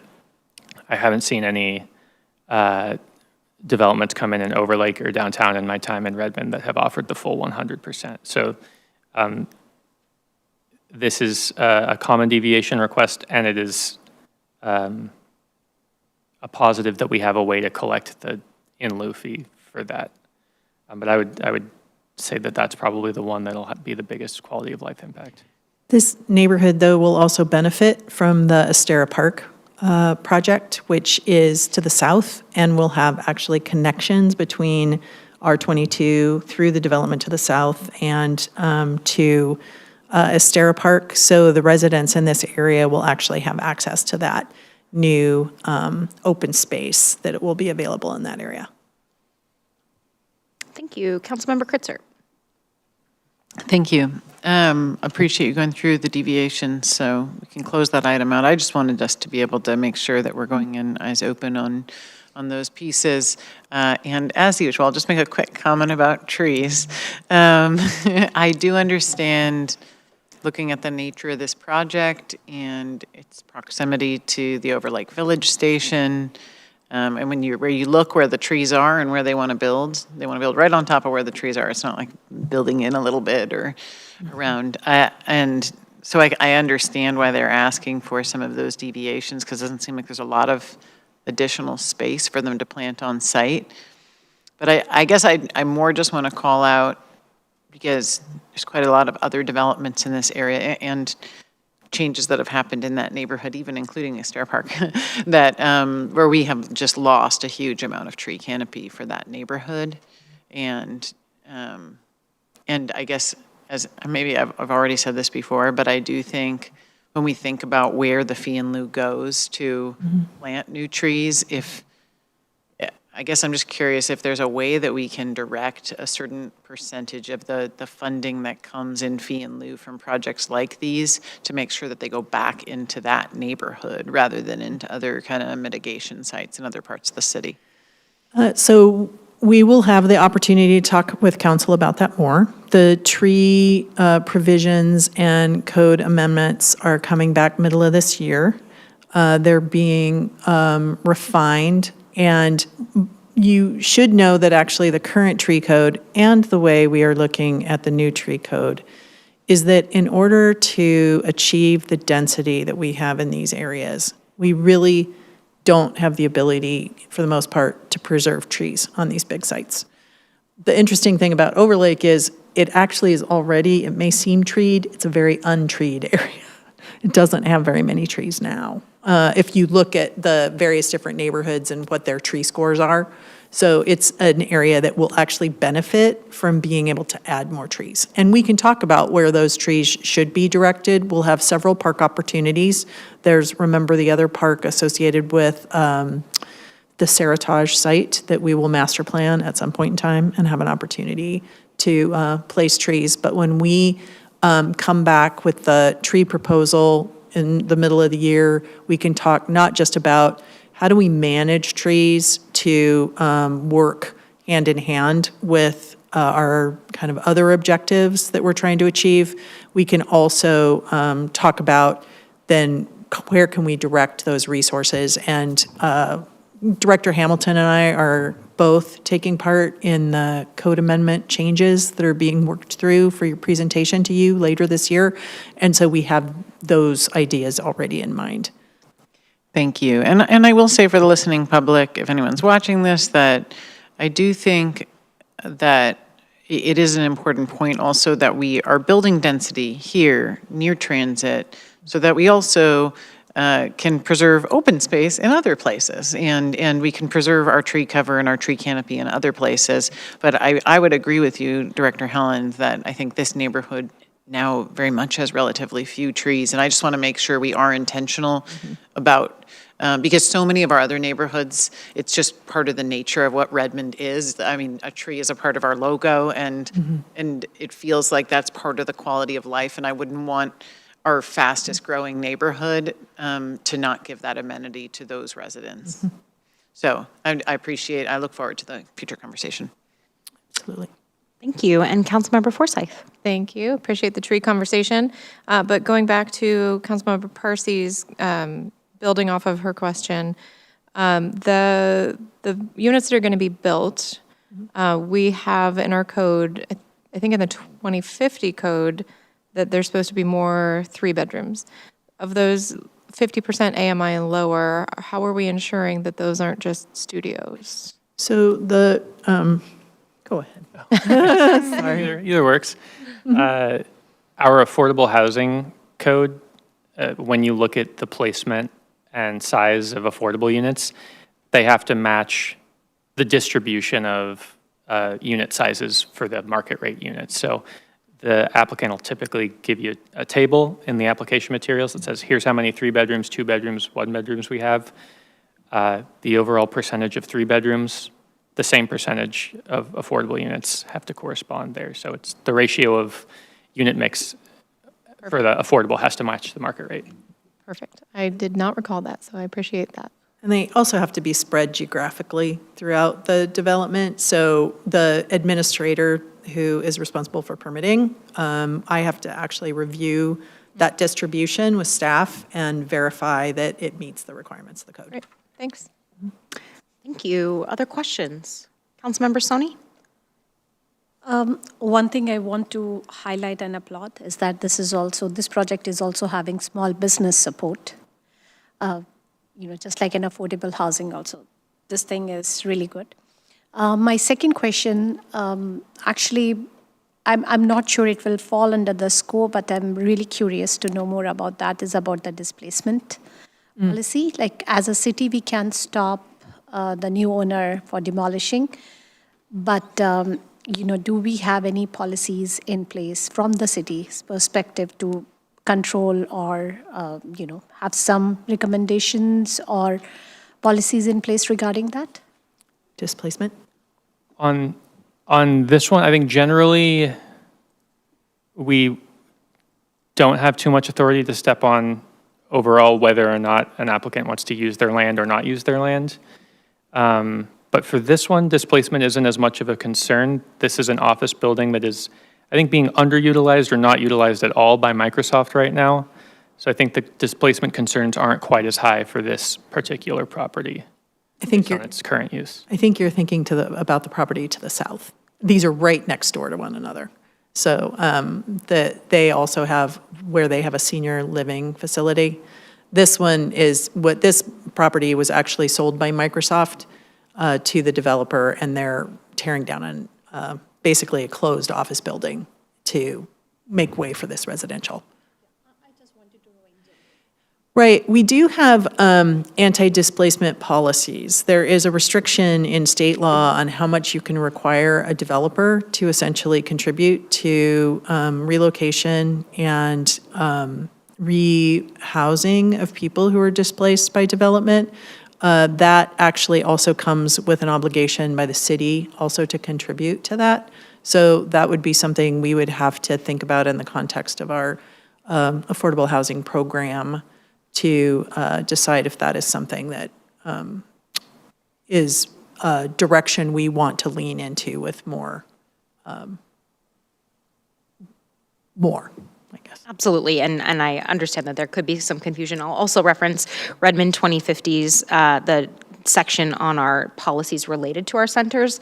There's quite a few guiding policies that address this concern around displacement, so I recommend checking out that chapter as well. Yeah. Are there questions for the staff? Councilmember Prakriya. Sorry, not a question, but just a very, very brief comment. I just wanted to thank the work of staff, thank the work of the past councils and the mayor for actually putting together the work, whether that's through our zoning code, whether that's through the affordable housing requirements, that actually got us to this state where we are starting to reap the benefits, and it feels amazing to be in a growing city and in a growing city that actually is able to build out affordable housing. Thank you. Any other questions for the staff before this moves to its hearing on the 17th? Are we ready for a hearing? Looks like it. Thank you so much, Director Helen. Alex, course. we appreciate your time. We're pretty Well- excited that this is the first major project that's taking advantage of the Redmond 2050 codes and all the hard work that we did in outreach with our community. So it's pretty exciting. Hugely exciting. Thank you so much for all your work on this. Thank you all. Wonderful. Okay. Transitioning now to mostly having a conversation with ourselves. The next item on our agenda is the draft 8th Amendment to the Council Rules of Procedure. A matrix was distributed to the council last week, and I've joined the meeting so I can share it on my screen. Give me 1 second to set that up. The way that we'd like to go about this, remember there were 3 council members who took on this task, myself, Council Vice President Nueva Camina, and Councilmember Kritzer. We did have one touch in committee, the Committee of the Whole recently, and some of your questions and feedback are incorporated here. We're going to kick off actually with the conversation debriefing. Thank you, yes, and we are joined by our clerk, Cheryl Santos. Thank you for being here, Cheryl, and for being an awesome partner in this process. We're going to kick off with a brief reflection on the vacancy process and how we went about that overall. Also, there is some suggested text here as a starting point. We do anticipate that there'll be several edits to this section tonight. Then we will have Councilmember Kritzer introduce the section on the subcommittees, and Council Vice President Nueva Camina will close us out with a few of the other items. Beginning with the recent vacancy process, we haven't done one of these in the city of Redmond in a really long time.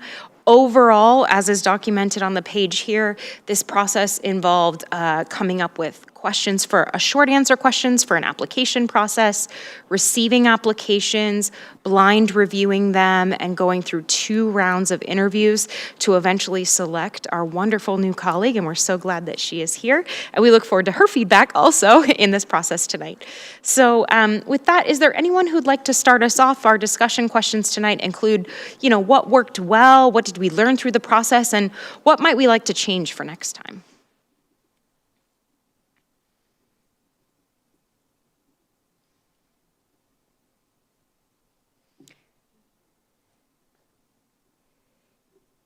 It is on the first page, which is displayed. Oh, page 9. 8 and 9. Any comments on the recent vacancy process? Councilmember Parsi, thank you. I wanted to better understand the part that calls out we're going to approximately the top third of applicants are going to be interviewed. If we receive very few applications, or a very large number of applications, that could put us in a tough position. For example, if we only receive 3 applications, do we have a process to address that? Yeah, that's a really great question. So let's call out, I know we're all struggling with the citations. Page 9. Initial part D. Section D, Part 1? Yes. Yes, so council members will score the applications, and approximately 1/3 of the applications will go forward. Yeah, so I think when we designed the process this time, we were hoping for top third or up to 10. We had no idea, to your point, whether we would have a few or a few dozen, but knowing that probably 10 was our max, and I don't actually see that reflected here, but that was kind of the intent of what we did. Yeah. So do we want to set a minimum cap? For example, if you have only 2 applications. Yeah, happy to hear feedback on that, yeah. Do you have a preference or a suggestion? I think my suggestion would be if there is a minimum number of applicants, having at least a minimum of, say, 4 interviews would be reasonable to make sure that we don't have too few people being interviewed. Okay. We'll collect all the thoughts and feedback since we're doing a debrief here, and then I'll kind of go back around to kind of gauge interest on all the suggestions. Yes, well, I saw Councilmember Forsyth, sorry. Thank you. So I just wanted to reflect that we did receive public comment in the council inbox on this exact thing, and it was, the recommendation from this community member was the lesser of top 1/3 of applicants or 10 applicants to move forward, which I think was our original intent, but is not quite reflected. So just wanted to call out that we did receive a couple of notes from a community member on this process. I was curious on the third item, if we should specify primary residence, so qualified applicant must be registered voter and have a 1-year continuous period of primary residence, or if just residence, continuous residence covers that, because we have seen in the South End where someone lives out of state most of the time. I'm gonna guess this is covered by state law, but Cheryl, I'm looking to you. Thank you, Ms. Santos, for being here. Do you know if the law covers that, or should we go ahead and clarify in our rules of procedure? Well, I think that continuous residence would be that they physically live there. I mean, I guess you can be more specific if that would be helpful. Okay. Can you state the citation for this one? I'm so sorry. I printed an extra copy to try to catch up with you all. Are you trying to find out where I am? Yeah.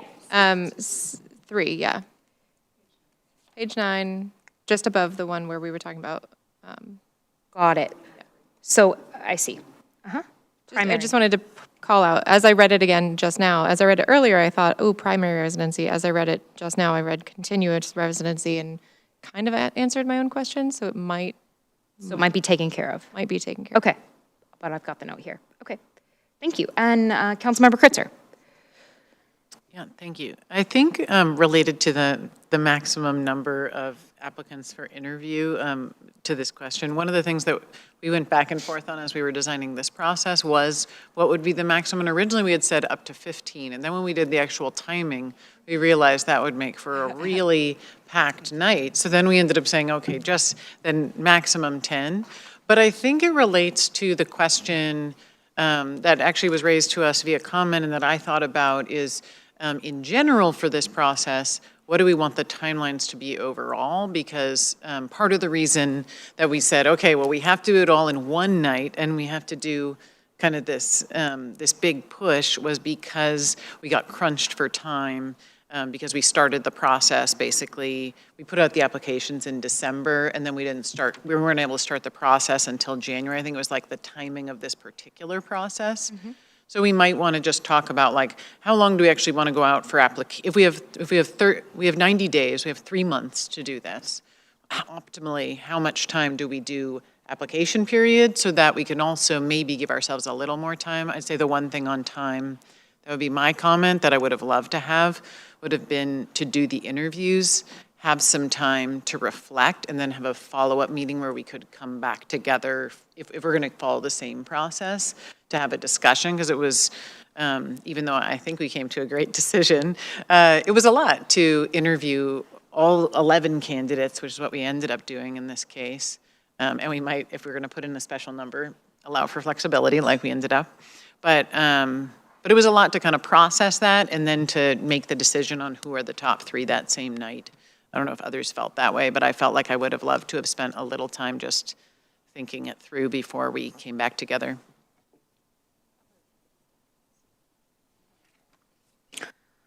Mayor Bernie? I think this is really interesting because this is only the second time that in a while that the city's had to appoint someone. I appreciate the kind of like processing all of it, but I also, to Councilmember Kritzer's point, the timing of the vacancy with the holidays, it was a perhaps not a usual circumstance. So I just would caution you to be too prescriptive in your council rules because you don't know when the next event might happen and what other unforeseen circumstances could influence it, like the number of applicants. You might think of these things as being more guidance than prescriptive, so that whoever the council is at the time feels like they have some say in how they want to do it. And at the same time, I appreciate getting something down on paper because it felt like it was being created all over again. So you don't want that, but I wouldn't want you to get too prescriptive because that could might not fit the values of the council at the time. Thank you, Mayor Bernie. I will build on the 2 comments. And yes, the council rules, if the future council doesn't like them, they can always just change the rules quickly to begin. But our intent is to provide a good starting point. One of the things that I think is a lesson learned and something that I think is worth being prescriptive of is the step where specific timing is named in order for staff to process applications and have those materials to staff. So we ran into a crunch time with the holidays and the like this time, and I would like to just have it be known that there's going to need to be a little time built in there, and so maybe we could address that. Other feedback, Councilmember Soni. So, 2 feedbacks. We actually, when we received all the applications, all the identifications and everything was removed. So that shows kind of giving a fair chance to everyone. Maybe if you want to highlight that. That was one thing. That's in section D, part 1. Yeah. C5, I think, before this thing. And then second thing is, in case of a tie, what will be, when we are taking the votings, the candidate with the highest vote we are saying. But suppose if there is a tie, what is going to be our solution for that? So I think that is also missing. That's one that the law already allows for, because in the event that the council had a tie, the mayor provides a tie-breaking vote. Okay. Yeah, thanks. Yeah, good question. Other feedback, especially kind of high level, did generally reviewing some applications, doing a couple of interviews. I see Councilmember Parsi's hand. I will say, just to kind of model the high level feedback, other councils have folks bring in speeches. I went through this process and was so grateful that we did interviews because we got to ask the questions that mattered most to us.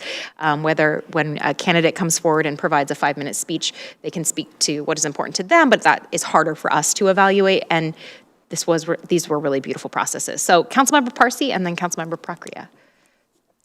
I really appreciated the blind interview process with the applications, and I was curious if we wanted to set any requirements or guidance for kind of coffee chats with candidates before to perhaps maybe allow or not allow it. I didn't meet with any of you because I just wanted a fair experience, and I didn't want to bias anyone, but I just thought that would be something to consider. Yeah, so guidance for council members once the process has begun.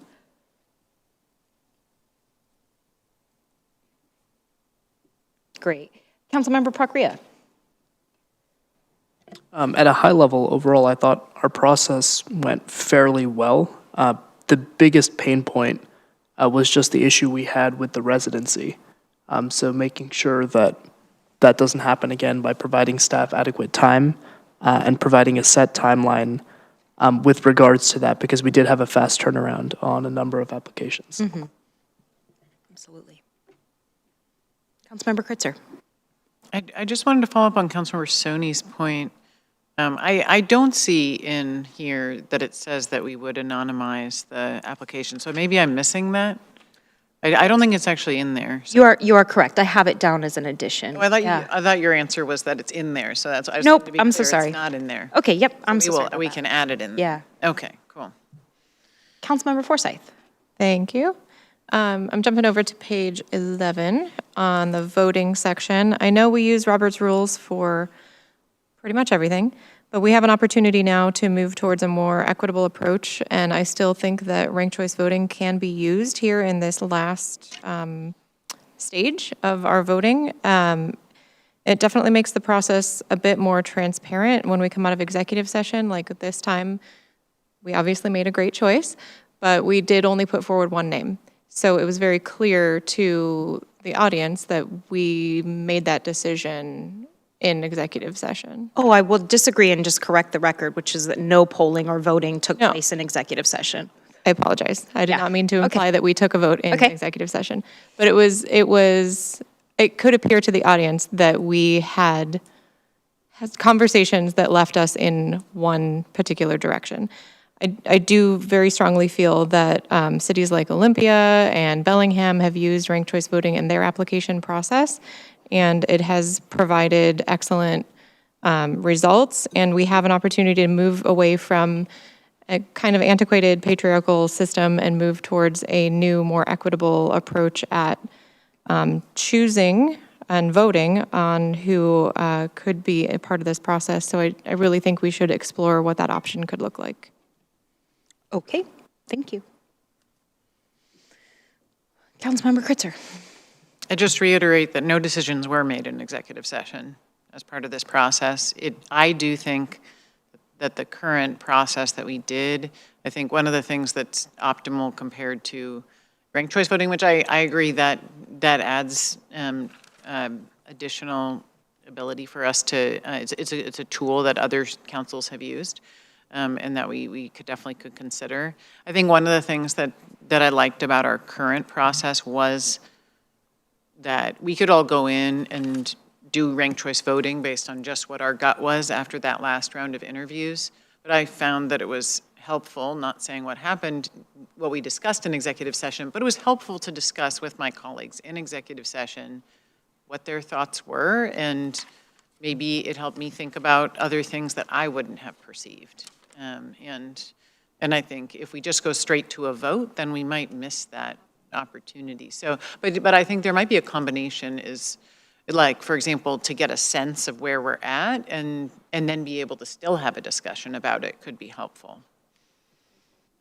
Councilmember Forsyth. Just following up, not saying that we should not have executive session, because the conversation that we have in there is just to talk about qualifications. I did not mean to imply we made a decision in there. I meant to say that it could appear that we made a decision in executive session. So not saying we shouldn't still have that conversation, but saying that when we do come to a vote, I think we should try a more equitable approach. Okay, yes, Councilmember Kritzer. Sorry, so my clarification, if you're making a proposal for the rules, would it be that we would basically have the same, where we would go into executive session, we'd have the discussion, but then at the end, we'd come out and we'd do a ranked choice vote? I mean, I'm supportive of that because it gives us kind of both of those things, Okay. if others are interested.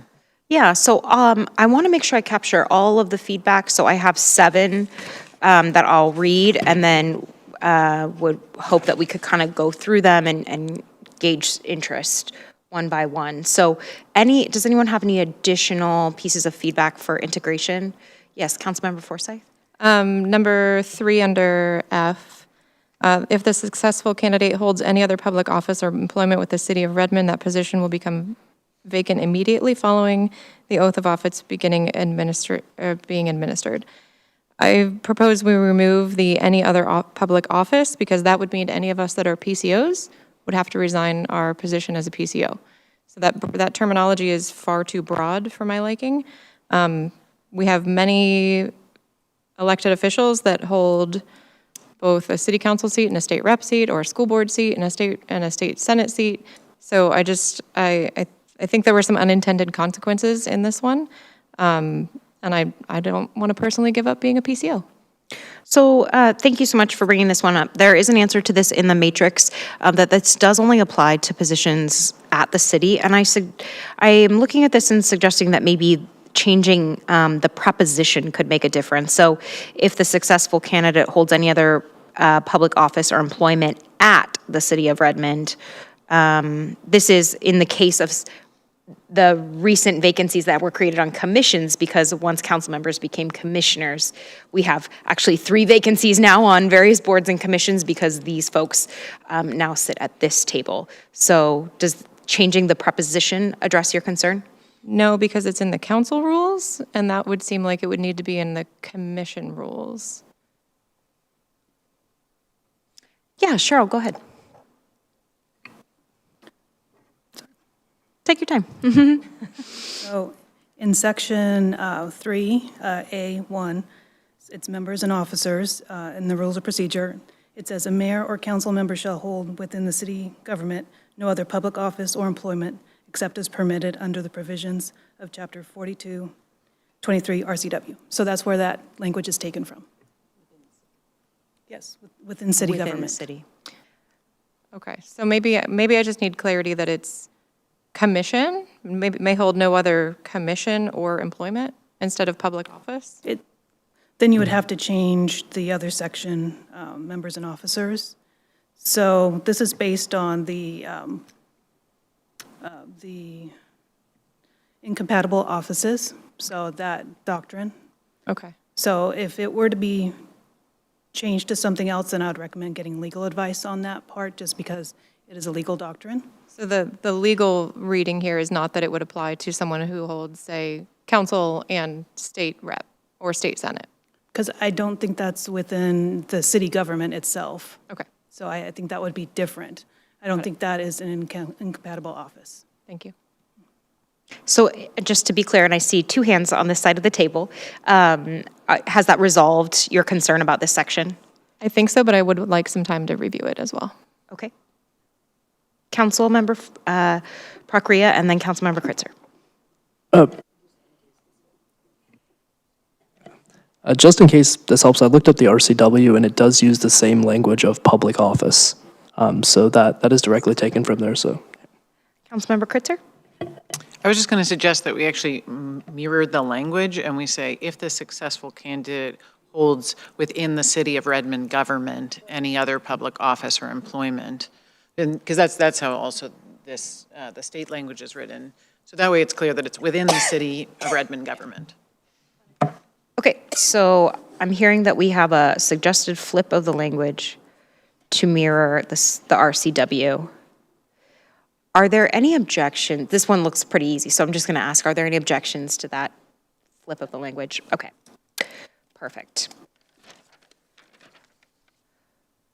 Any other feedback?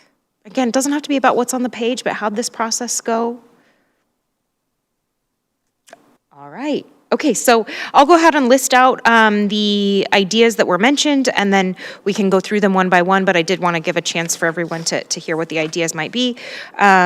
So first from Councilmember Parsi, the idea of providing guidance in these rules for current council members in interactions with candidates once the process has begun.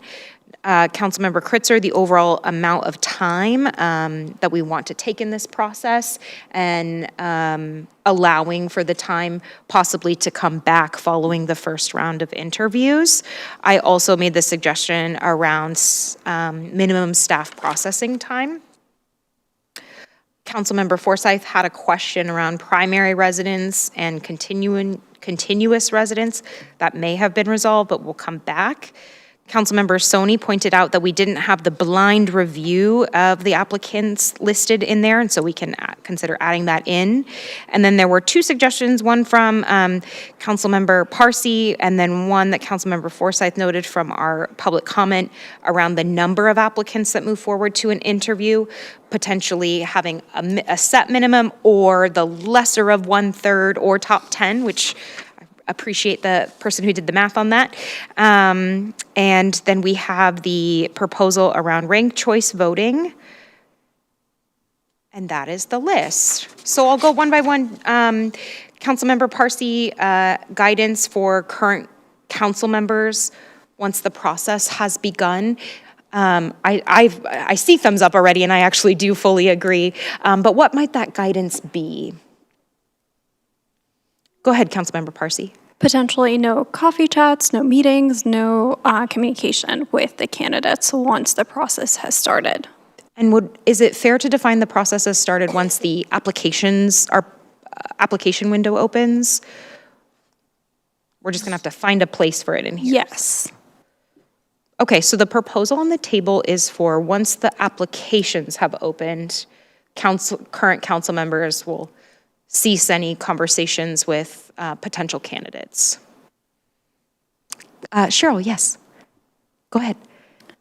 If they haven't provided an application, how would you know if they're going to apply? Yeah, that's a good point. I think the intention is if we receive inbound communications from someone who identifies themselves as a candidate, that would also, I think that there are appropriate interactions in very early phases of all of this, where current council members are making sure the public is aware of the opportunity, and that activity would cease once the application window opened, or some other point in time. Does that make sense? Does the intent make sense, Cheryl? The intent makes sense. Okay, do you have a recommendation? Yeah. I just don't know how you would know for sure if someone's going to apply. They might not even know. They might just come to the council like a coffee chat and just say, I just want to learn more about what you do as a council member, and they may be on the fence whether they're going to apply or not. This is a really good time to mention, thank you so much, Cheryl. This is a really good time to mention that part of the reason for doing these rules updates right now and making sure that we're all involved in it is because we also now get to kind of know what agreements we're making with one another. And so in a case where an individual came to us and was asking a bunch of questions, we could clarify and we would have the expectation that, hey, my colleagues expect me not to be interacting, with candidates. So the intent matters here as well as the intent we're making with the agreement with one another. But I do understand your concern, Cheryl. I see a lot of hands. So first, Councilmember Parsi, do you have any refinement to the proposal? Okay, Council Vice President. There's plenty of other hands. No, I'm just kidding. I was trying to remember where the point that I was making, but I think that it's already been made, so that's probably why I'm not still holding it in my head. That I'm in agreement. Once the application window has opened, it does definitely create a confusing issue. At the same time, we do want people to be able to approach us and say, hey, tell me about your position. What is an average week on council? What does that actually look like, so that they have a better idea of what they're getting themselves into? So are you suggesting it's actually maybe 2 bullet points in the rules? Like, what are the types of conversations that we have, and then after a certain point, then those conversations cease? Okay. Comments, thoughts? Councilmember Forsyth? I don't want to get too prescriptive, so I would suggest we say once the application window closes. Closes, okay. Friendly amendment. There's a new, okay, Councilmember Prakria. Yeah, I was going to say the same thing. The situation that I don't want to have is like March 19th, we're going out to Redmond Middle School to go have a community conversation, right? Let's say, we don't know when a vacancy is going to occur. Let's say that the application window has already opened and someone who doesn't even know that goes to talk with council and gets inspired in that moment to apply, right? Are they then violating the new rules that we have set out? I would like to also agree with the timing being the application close. But I would also want to add that we only see applications after the application window closes because we got them in multiple batches this year. I would like that to be one batch after the application window closes. Thank you. Councilmember Kritzer. I guess I'll throw out two options to refine this. One would be if we're going to go this way, I'm good with the after the application closes. We could also make the specification that council members shall engage in informational conversations with and share kind of the same information, and potentially have a provision for if we were to be more restrictive, I would say for informational sessions. And for example, the mayor and I did an informational session that any candidate could come to. But I could also see it is useful. I think it's nice for people early on in the application process to be able to approach any of us and ask about what this job is. I got quite a few questions about that from potential applicants. And some people didn't apply because they heard about it and decided that they didn't want to apply, and then others did. Yeah, the other thing I would say, if we wanted to go the other way and add more flexibility, is we could just add a line and say, before the process begins, the council shall establish rules of conduct with potential applicants. So that way, the current council, it's like part of the process is that we sit down and have that conversation to say, how do we want to do this? Because I think we will all have different opinions potentially on whether we'd want to engage or not with applicants or potential applicants. Okay, Councilmember Soni. So this discussion also got me to a point, the conflict of interest. If any family member known to the council, do we add it here, or is that going to be kind of a general law? There is no conflict of interest to have an applicant. There are other cities where members of the same household serve on the council together.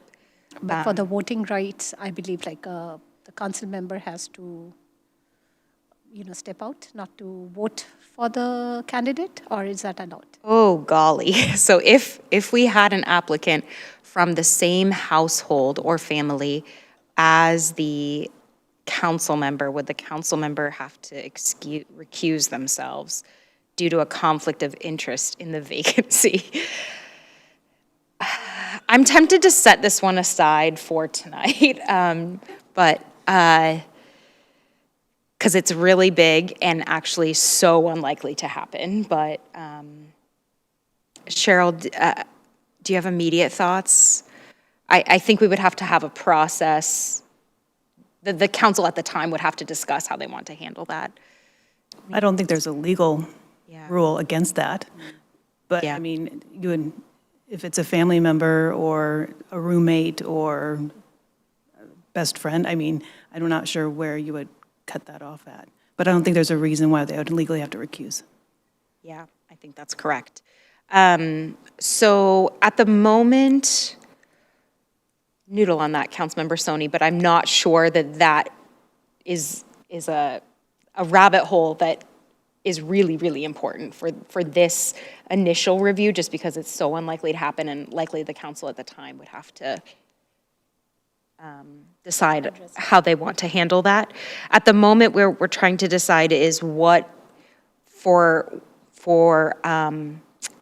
guidance for council members, having conversations with candidates, and I do see hands up. I just want to articulate, we have a proposal to either say, put something in the rules that the council at the time should have that conversation, or to have a date certain, like application close, guidance on informational conversations, and even recommend that we continue to have the informational sessions like the one that the mayor and the former council president did. So on that one or the other for a second, is there feedback on that? Councilmember Forsyth. I like Councilmember Kritzer's amendment to this, where it's the more broad open, the council at the time makes that decision, sets those rules. I think anything within this that we can do to make it less rigid and more, here's the bounds, you go make those decisions, is where I'm going to lean in favor. Okay, Thank you. Other thoughts? Other thoughts? Okay, I'm seeing thumbs up, so let me say it again. The idea from Councilmember Kritzer that we should put in guidance that the council at the time should address this question at the time that comes up.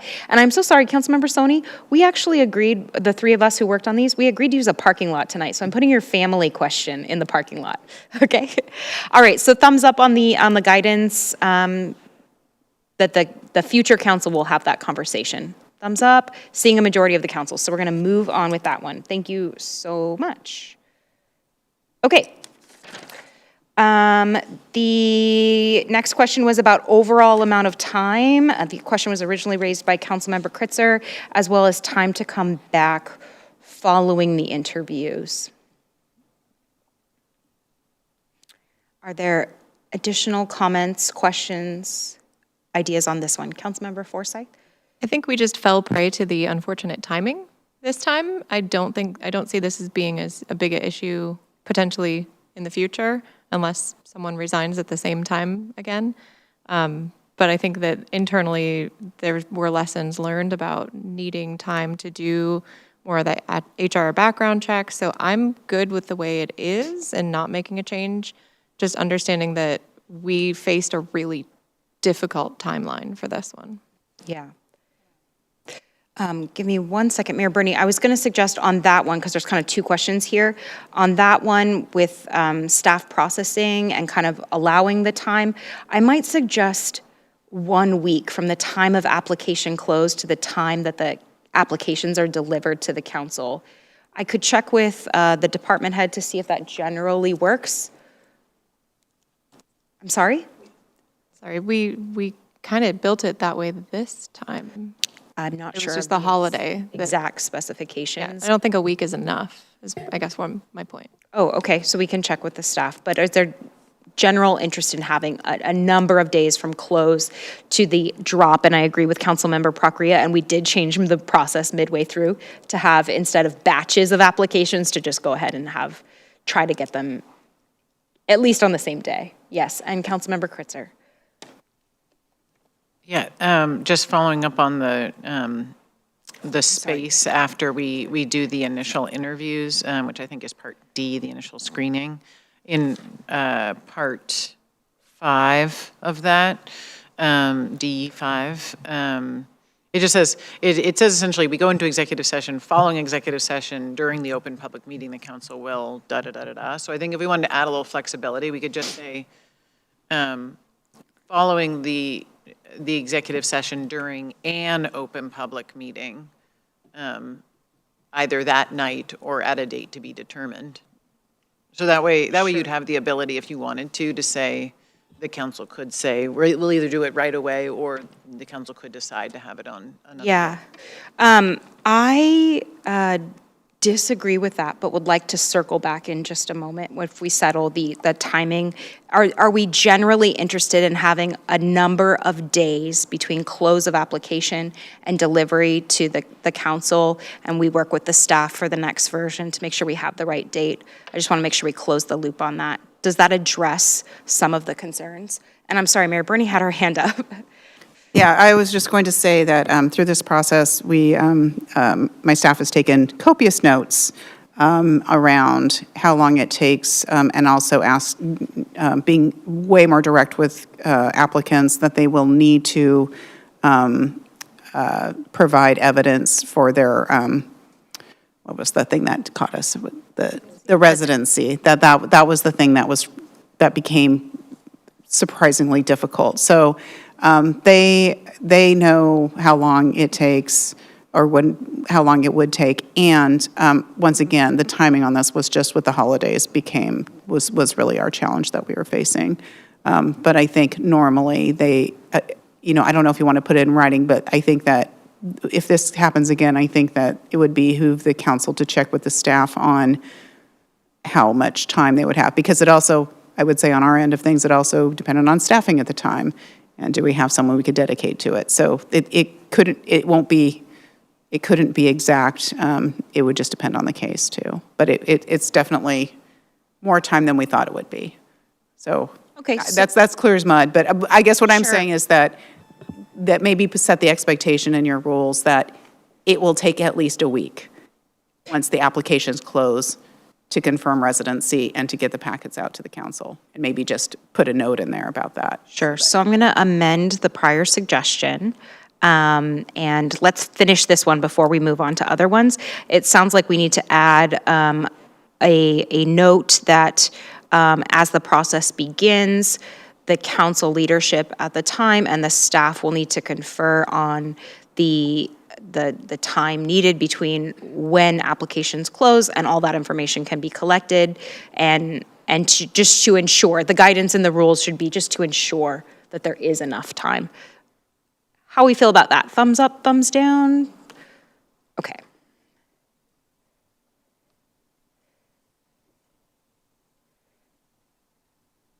And thank you for your patience, everyone, as we do this live on the air. This is because we adhere to the Open Public Meeting Act, and we love open and transparent government. Going back to Councilmember Kritzer's comment regarding, it's on page 10, following the executive session during the open public meeting, the council will nominate the top 2 to 3 candidates to go forward to the final round. The suggestion was to allow flexibility. That could become an and. I'll just address my prior comment. This one, I've been thinking a little bit about this in the course of our conversation, and for me, although it is difficult to hear the interviews and then have to make a decision that night, it is difficult. Leaving City Hall and then coming back a few days later or a week later at the next council meeting, to me creates risk in the process. That other conversations could be had. So for me personally, I'm not interested in exploring that amendment, but open to the conversation, of course. Are there comments? Did you have a comment? No? I'm just saying, that is a fair point. Okay, okay, thanks. Councilmember Kritzer? I think that's a fair point. I'm happy to withdraw the suggestion. I guess I would just say maybe for the future council, if there's a way to document, I think one of the things we could have done would have been to add 5 minutes at the beginning of the session for us all to just sit down and write our thoughts or have our thoughts, because it felt like we just left. We left from interviewing, we sat down and we started talking immediately, and there just wasn't a lot of time to process. So it might have just even been that night we could have added that in. Absolutely. But I think that's more just best practice. We don't have to document it here. Okay. Thank you. Councilmember Forsyth, going to your concern about primary versus continuous residence, is that, has that been addressed? We're good? Okay, moving forward. Thank you. The next one on page 10, Councilmember Soni flagged that we didn't have the blind review of the applicants. Is everybody good? Adding back the anonymity? Seeing thumbs up and heads nodding. Perfect. We will do that. And then the number of interviews. Councilmember Parsi, since you first brought this up, it was suggested the lesser of 1/3 or the top 10. How does that amendment sound to you? Okay, I'm seeing a thumbs up. Are there comments on this one? This one worked itself out. Thumbs up, thumbs down? Cool. Okay, we're cooking now. Woo! Thank you, everybody. The last one then, I believe we have the voting on page 11. I'm sorry? Yes, yeah, Councilmember Prakria. Sorry, just a clarification about the lesser of 1/3 or the top 10. That means if we have 6 applicants, we are only interviewing 2? Because that's like the lesser. Could you use your microphone, Councilmember Parsi? So we can do the maximum instead of lesser, maximum. The maximum. Is that the suggestion that came in that was suggested? Did I misinterpret it? I think because of the way the math works out, there was just the clarification that we're not just going to interview 2 if there's only 6. We want to interview up to 10. If there's more than 6, a third. I'm not good at explaining. Just change the lesser to the greater. The greater. The greater of 1/3, okay. That's not mathing either. Let's Well, try. the maximum of all of the candidates or the top 10, I guess. I'm sure the person who sent us this wonderful suggestion is screaming at their television at the moment, but let me quickly find that email.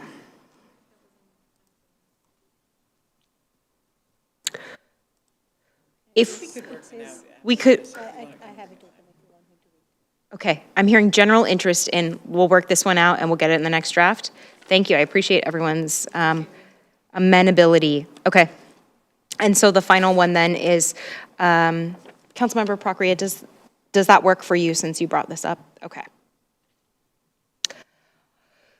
That brings us to the question of voting via the methodology that we used or using ranked choice voting. Is there discussion on this one?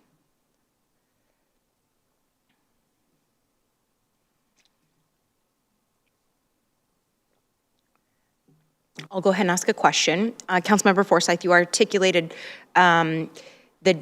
you articulated a difference in like values of these two processes. But for those who may not know what this means, when we're saying we came out, we called for motions, only one nomination was given, although there was a call for nominations a few times. How would the process look different should the council consider ranked choice voting? Sure. So the process, as I understand it from our neighboring cities that do this, is that each council member actually gets a ranked choice voting ballot. So you would have, say this time we had 3, you would have 3 columns across and 3 columns down, and you would rank your first choice, second choice, third choice.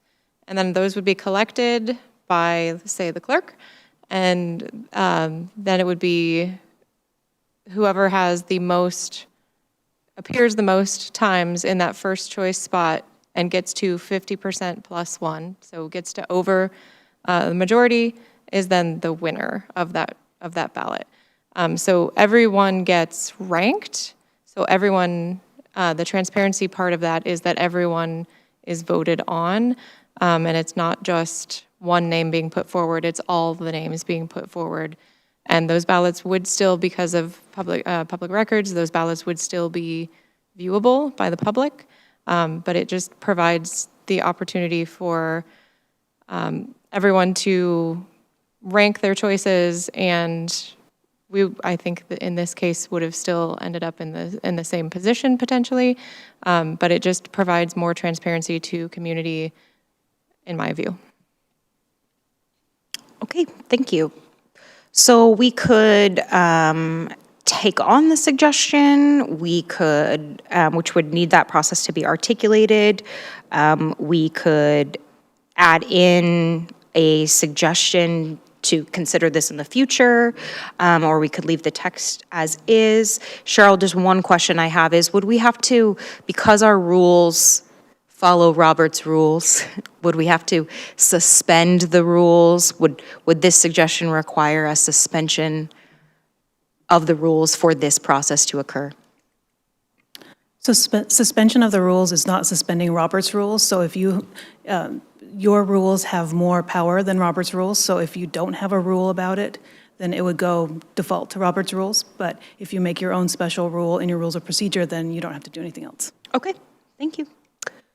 Any discussion? Councilmember Parsi.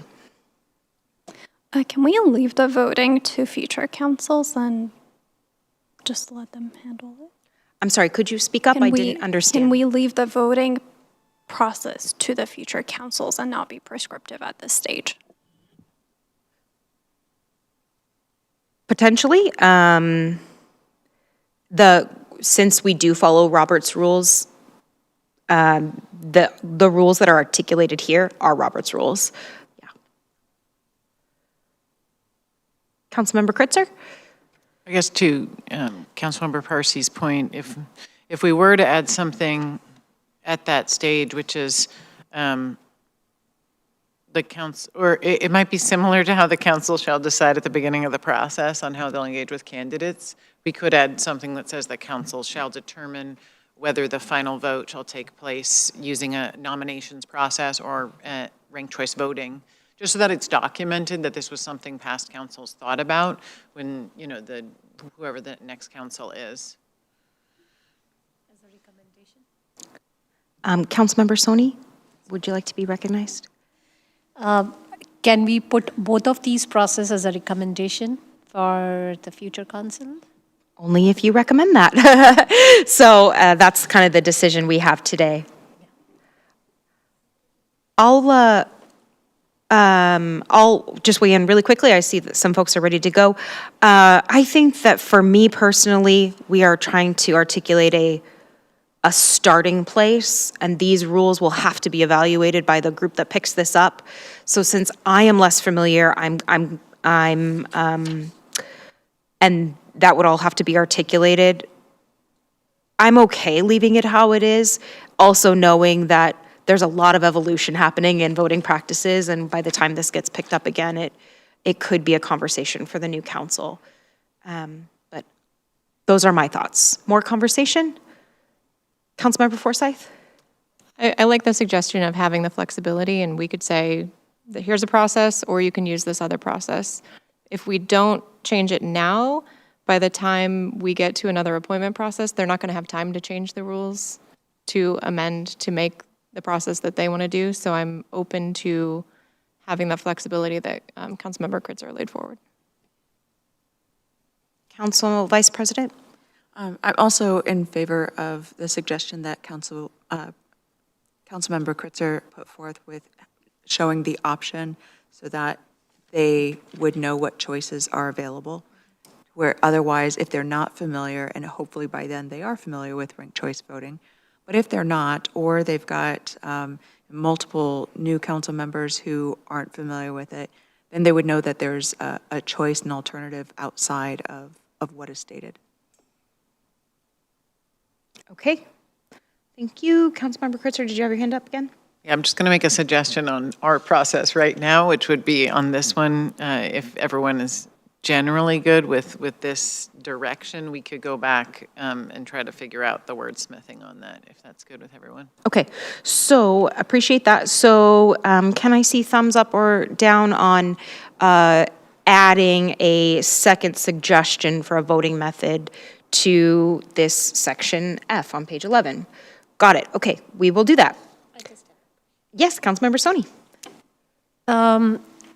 Can we just put some details about the ranked choice voting? Just how it works, so that just not leaving it very open. Yeah, I think what will probably happen from here, it's a really great question, is the three of us will work with the clerk, and we are, if everything else stays on track, the hope is to have this back in your packet for next week, so we'll get a quick turnaround on that. But yes, laying out some of what those steps would be important, yeah.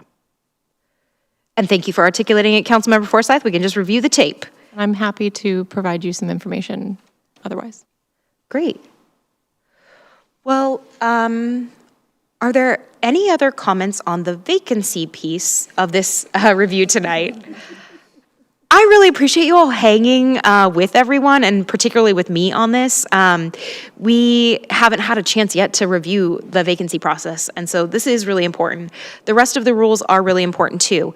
We have a couple of other sections, and I'm just noting the time, and I have heard the feedback that we need a few more bio breaks than I have been planning for. So this could be a natural time. Is the council interested in a 5-minute recess at this time? I'm seeing head nods. Okay, the council will go into recess until, let's do it 6 minutes, 9:45, and we'll come back and continue with the rest of this conversation. Okay, thank you.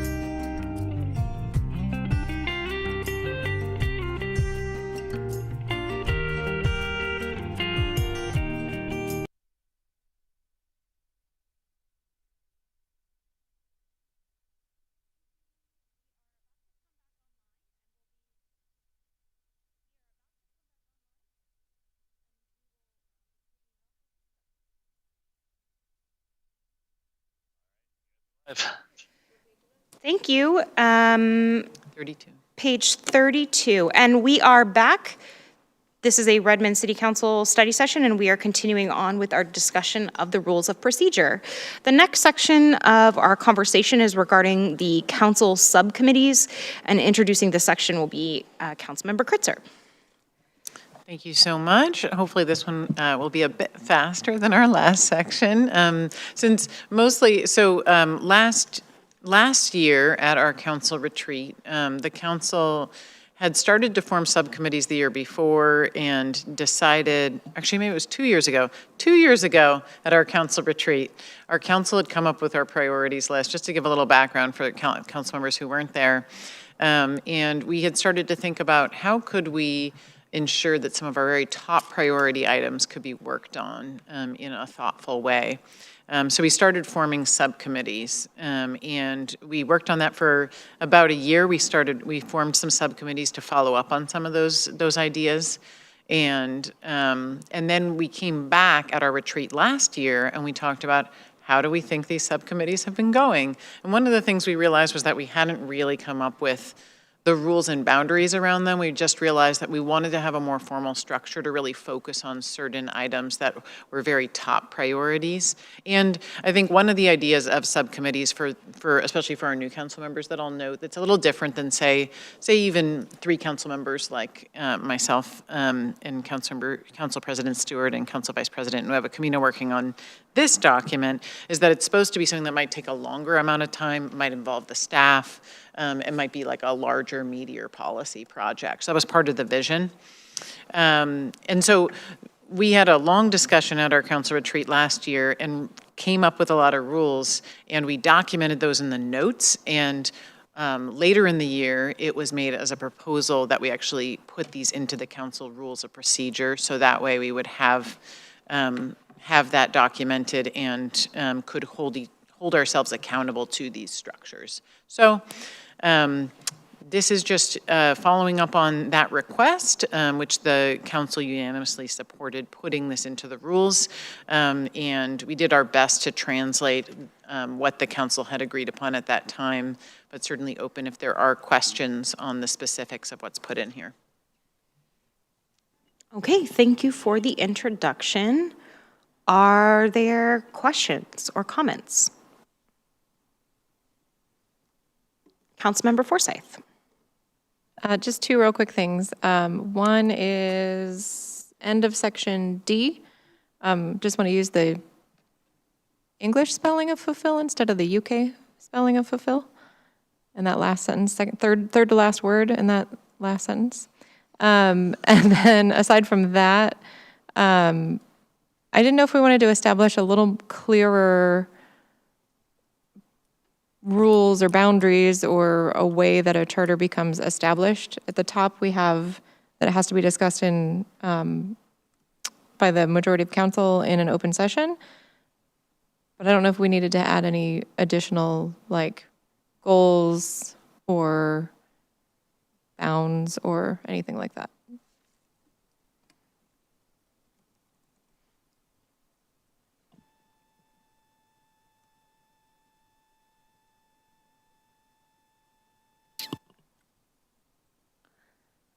Thank you. I'm just looking at that section myself. Yes, Councilmember Kritzer, go ahead.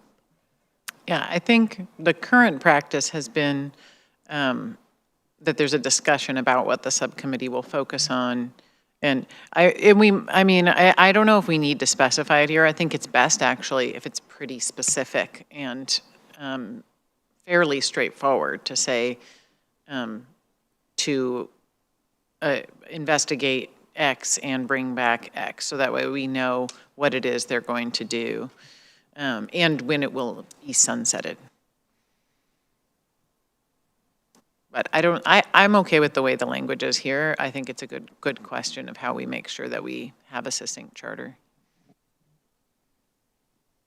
Thank you. And this would also allow for us to now apply this consistently moving forward. Councilmember Forsyth. Thank you. I don't see where we actually talk about how it will be sunset. Am I missing that? My ink is very low. So. I know we've talked about it, but I don't actually see it reflected. Yeah, I don't think it's articulated here. And again, allowing for flexibility because some, like for instance, there are several subcommittees that have already sunsetted because they have concluded their work, and then there are 2 that are ongoing. So I think it is acceptable to have that flexibility given the size of the charter.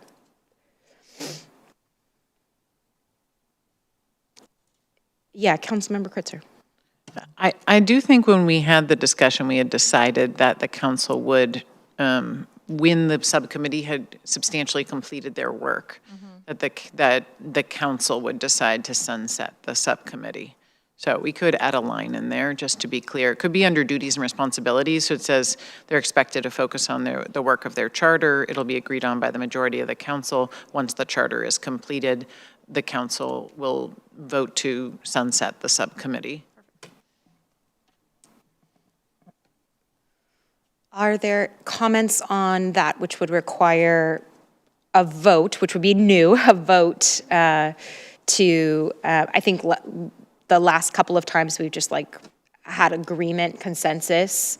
Can we say consensus actually? So adding a sentence to the duties and responsibilities around staying focused on the charter, completing the work, and then being absolved by a consensus of the council.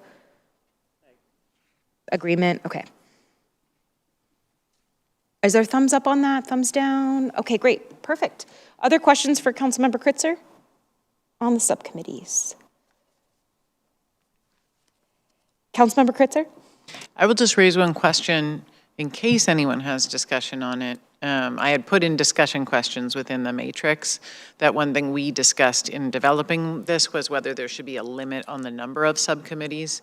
We didn't end up putting that in here, but if anyone felt strongly about it, we could put that. I felt like the council will likely limit itself. If we think that we have too many subcommittees, then we don't have to, then we can, as a group, decide not to establish a subcommittee. But I did want to just throw that out there. That was an item of discussion in case it comes up in the future. Any thoughts? Okay, I'll say for myself, I've recalled, though it was not written down, that the number 3 had been batted around, but really it is a matter of our own ability to take on work as well. So I think it will occur naturally, and I'm happy to see this version move forward without a specific limit. Okay. Any other questions or comments for Councilmember Kritzer before we move on to Council Vice President Nueva Camina? Okay. Thank you so much, appreciate that. I will continue scrolling here. The next section begins with a conversation on how to request and receive an excused absence. Take it away, Council Vice President. So to kind of set the stage of what the intent is to give ourselves agreed upon procedure for how do we hold each other accountable if we're going to have, we now have a highly participatory culture that we have. When we are coming together in person, it completely shifts both the culture and the levels of engagement. When we show up, then we are able to really bring a next level of service to the city and for our communities. While the flexibility we saw during COVID, that we were adaptable and we could do that. And then we also started seeing what are the consequences, what are the unintended consequences that the absence has. How engaged are we when we are remote? However, also understanding that there are times where we do need that flexibility. But where is that line, and how do we hold each other accountable? For me, I see accountability not as calling each other out, but using it more of a way to empower and call each other up rather than out, so that it's just this is what the agreement is and how can we collectively be better. So that's the intent of the direction of where we'd like to have the conversation go is in that spirit. So the first is clarification on how to request and receive an excused absence and what that is. Council President had put this out in the matrix that we've got up on the screen right now. Has everybody had an opportunity to go through that? Wonderful. And what questions or concerns would you like to bring up? Mayor. It's current practice right now that they also notify not just the clerk, but the mayor and COO as well, since helps us manage the meeting, particularly business meetings. So if that could be added back in, that would be great. Great, thanks. Thank you. Other questions, Councilmember Forsyth? It hasn't been in our practice in the past to alert the entire council. It has been the practice to alert the clerk, the chair, and leadership. I worry about us getting into a position where we're potentially sharing personal information, private information. It happened in the past where someone's personal information was shared in an email and then it was shared out with other council members about why they were excused. So I would just want to level set that if we're going to be sharing and asking for an excused absence, that we don't have to state why. Because in the instance I'm reflecting on, it ended up violating someone's HIPAA HIPAA rules. So I just want to level set that we don't have to share I'm out sick or whatever it is, so that we're all on the same page about what that is. Sure, absolutely. And I'll say, just like when I'm a manager and, someone needs a day off, it's not really my business, a lot of details. So I appreciate the flag on that. I do also think that the council vice president articulated, we're building a team culture here of letting everyone know. And as a committee of the whole chair, I've had several instances where, we have been unclear about whether or not quorum would be established and all of that. And this is just going to, I think, help us all stay in better communication. So I think this is a healthy next step and recognize that we can help communicate with each other well, which actually was one of our healthy, our guiding principles that we discussed at our retreat recently. And there are cards coming for you all. I know that council leadership said we would provide those guiding principles on some cards for you, so they're on their way. Thank you. Other questions for Councilmember Nueva Camina on this subject? Yep, we'll keep going. So as for no other comments on this one, topic number 4 in the matrix is expectations for remote participation. Council Vice President. So again, with this one, it is it's creating the culture for how do we move forward with remote participation. Knowing that it definitely gives us the flexibility. However, it can also create a bit of separation and almost division. And I don't mean division in a way of divided, let me just retract that, to where we want to create a culture of participation and being fully present. So how do we do that and maintain the connectedness and the integrity of the group of the whole? And considering what is going to be that fine balance of being excessive while still maintaining the cohesiveness of the group. Thank you. So the recommendation is listed on the matrix and here in the rules. Is there feedback or questions about this one? Councilmember Prakriya.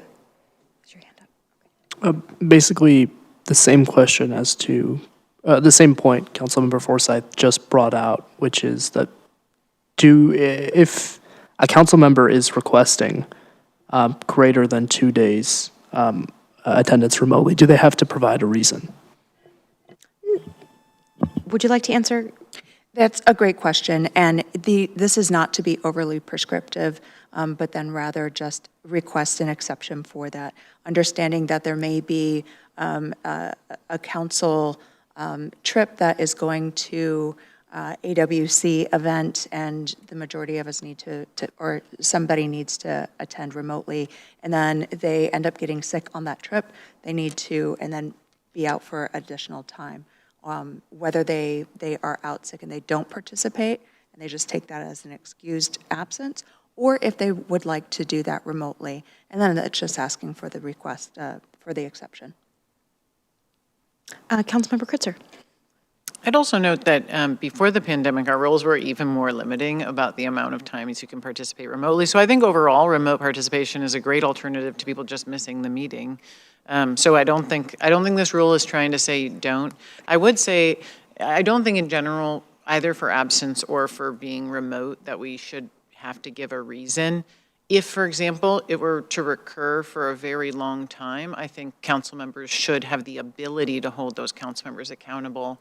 There have been in other cities instances where people have not been in their city, and we do want to make sure people are in their city, for example. So if you are remote to a certain extent, there should be a tool for all of us to be able to hold a council member accountable if we haven't seen them in a long time. But I don't think that it's, or at least to be able to ask, about that. But I don't think that it's meant to keep people from using the remote tool, especially if you're sick or you have to do a work trip, since many of us work other day jobs. Yep, absolutely. And we have done some historic things also on this council. For instance, there is no law to prescribe paternal leave or parental leave or maternity leave of any kind for council members. And we have navigated being reasonable humans and understanding when some of our colleagues have had to have extended time. Mayor Bernie. Same request as the last time, add mayor and COO for notification, just so we know. Thanks. Okay. Councilmember Forsyth. I appreciate the 2-day restriction on this. I personally would like to see that to 3 to more closely align with what the state law is. I realize the state law doesn't talk by quarters, but it does talk 3 consecutive meetings. So that as Councilmember Kritzer mentioned, the current state law is if you miss 3 meetings that are unexcused, then the council can vote to remove you from your seat.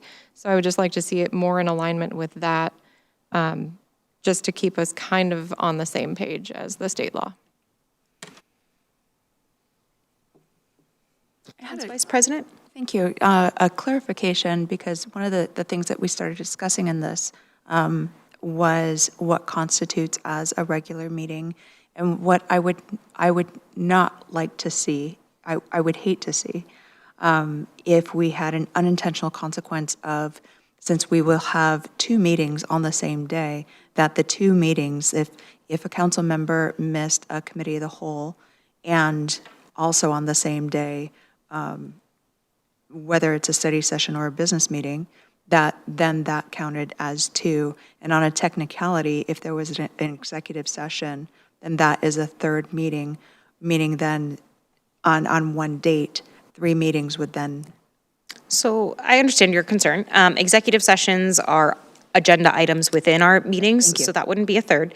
I also just want to remind us all that the state law about being eligible to be removed if you have 3 unexcused absences in a row is different than participating remotely a couple times because you got to travel for work or be sick. And so I don't know that we're getting that close to the live wire of 3 unexcused absences. So that I'm not understanding how close the connection is there. Councilmember Kritzer.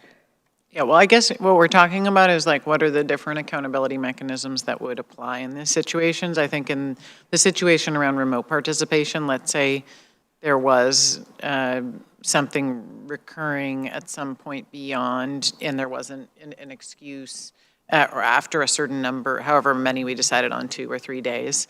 The council would decide what that looks like to hold that person accountable. It's not related to them not being on the council, but more being able to call that, figure out that mechanism we would use other council mechanisms. Whereas I would say number 3, I did want to raise that we did identify this, that actually I Yes. think we also need to change our practice to align with state law to make sure that if someone's isn't at a business meeting, a study session, or a committee of the whole, that we do excuse them. So that way we're in compliance with state law in the future.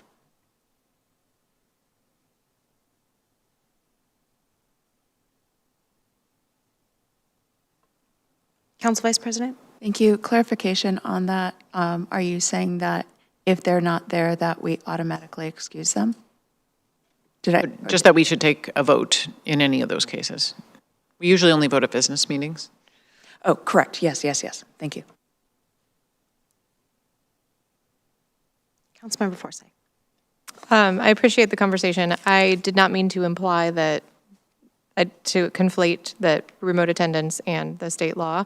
I just meant to reflect that the number is the same, because that number then has other consequences in other statute.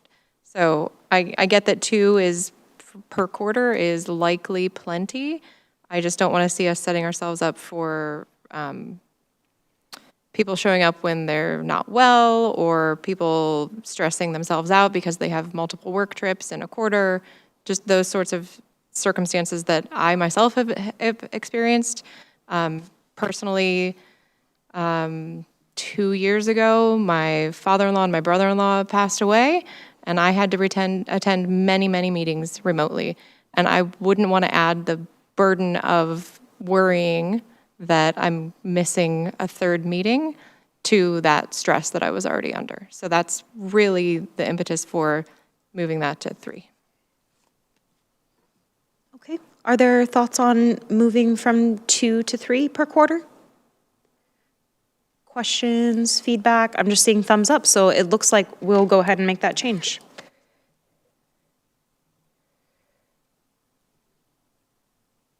Okay, any other comments on this section? Councilmember Forsyth? Just section 3, I worked really hard in past versions of this to take out gender pronouns. So if we could change member to identify themselves before speaking instead of him or herself. I will take care of that. Thank you. Thank you. And then, if I may, continue. One moment.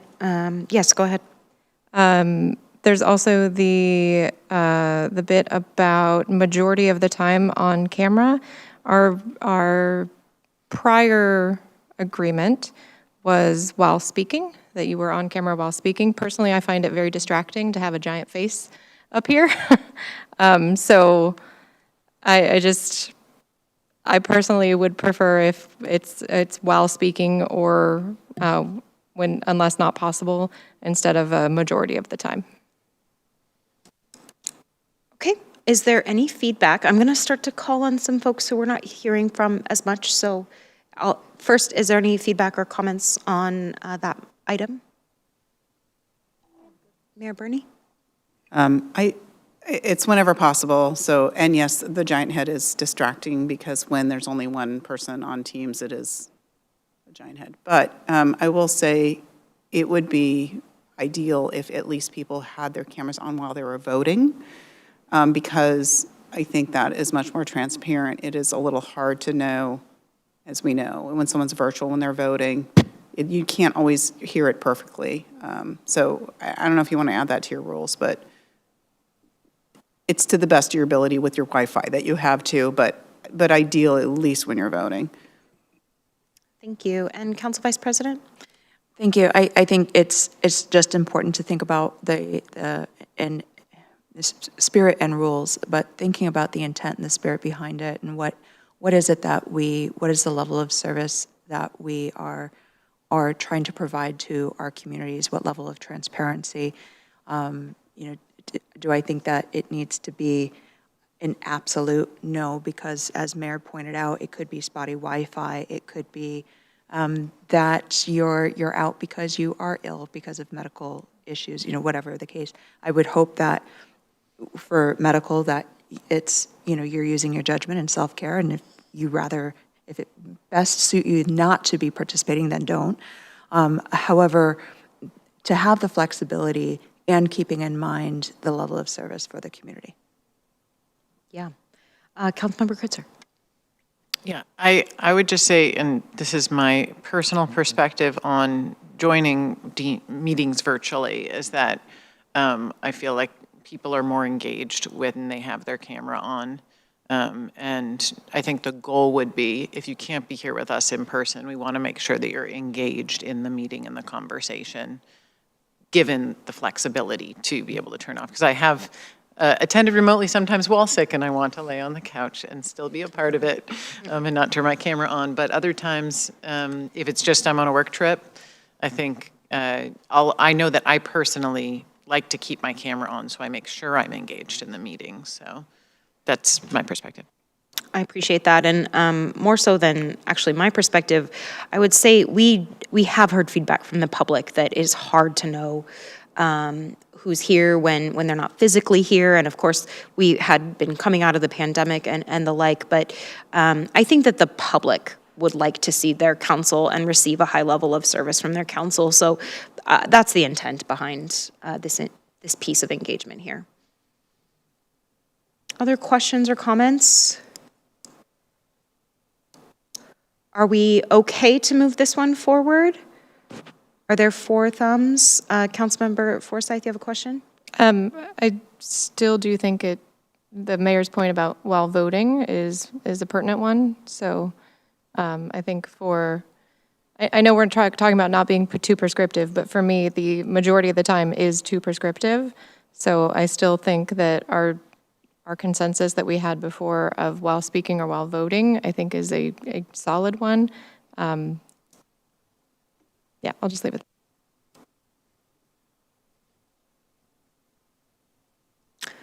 Okay. Are there any comments? I have heard 3 council members speak in favor of the text as written, and 1 interested in going to voting and when council members are speaking. So are there any other comments? Councilmember Soni. I do understand the requirement of these particular rules, but I do agree with Councilmember Forsyth, because putting it like a majority of the time, unless not possible, like, I think if we can modify, reword these things, so that anytime we are interacting, speaking, voting with the public, it's like, we should be visible unless there are some valid reasons. Like, instead of saying not possible, maybe if there are some valid reason, like a person is sick or is not in the position to, start the camera on. Okay, thank you. Councilmember Prakriya, do you have any thoughts? No, I agree with what's been said with regards to speaking or voting. Speaking or voting, okay. And Councilmember Parsi, do you have any thoughts? You have no thoughts one way or the other? Okay, I encourage you to jump in when you do.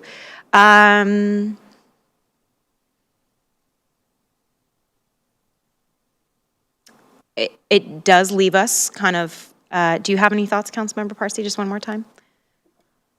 The only thought that I had about this was that a new person joining in would have to kind of catch up with, more rules. So, yeah, I okay. That's just one thought, but I don't know if it's requiring action immediately. Okay, understood. Thank you. Okay, Council Vice President Nueva Camina, do you have a recommendation on what we do on this one? Recommendation is, because we are kind of split right down the middle as to whether to move forward with it as is or to amend it to state when speaking or voting. Yeah, Councilmember Kritzer. I'll just make a suggestion, which would be, we could say the council member attending remotely should have their camera on during any remote attendance, unless not possible, comma, especially when speaking or voting. So that way it's clear that the expectation is just that we do want to have cameras on, except when not possible, and And we especially are going to be attentive to speaking and voting. Okay, so I'm hearing a yes and. Council Vice President? And I might amend that slightly to, rather than using language like especially, to at a minimum, at a minimum of when speaking and/or voting. Yeah, when possible is already in there. So, yeah, I'm hearing a yes and as written, plus the, especially when speaking and voting, have the camera on as allowed. I appreciate the compromise. Thanks, everybody. Thumbs up, thumbs down on that one? Okay, perfect. Thank you. Item number 5 is regarding items from the audience, and in particular, providing a welcoming environment for folks who are providing first-time testimony. Council Vice President?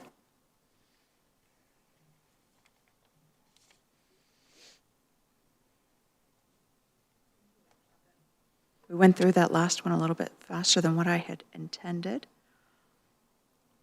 So my goal here, actually, no, that just closed.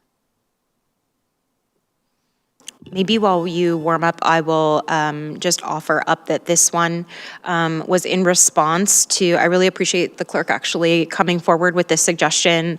In late 2025, we had a couple of incidents at items from the audience where we had folks coming for the very first time, and they were, there was a couple different groups, but there was efforts to like bundle time or offer time to one another. And it's really hard to walk in the door and have a speech prepared and all of that. So it looks like the Council Vice President is good to go, but just to characterize kind of some of where the inspiration for the solution came from. Yeah, and one of our top values at Redmond is being a welcoming city, and how can we make sure that people feel welcomed. And rather than saying, oh, well, you didn't, so now you can no longer participate, then looking for what is a solution for that to where they would still be able to participate without it being too disruptive.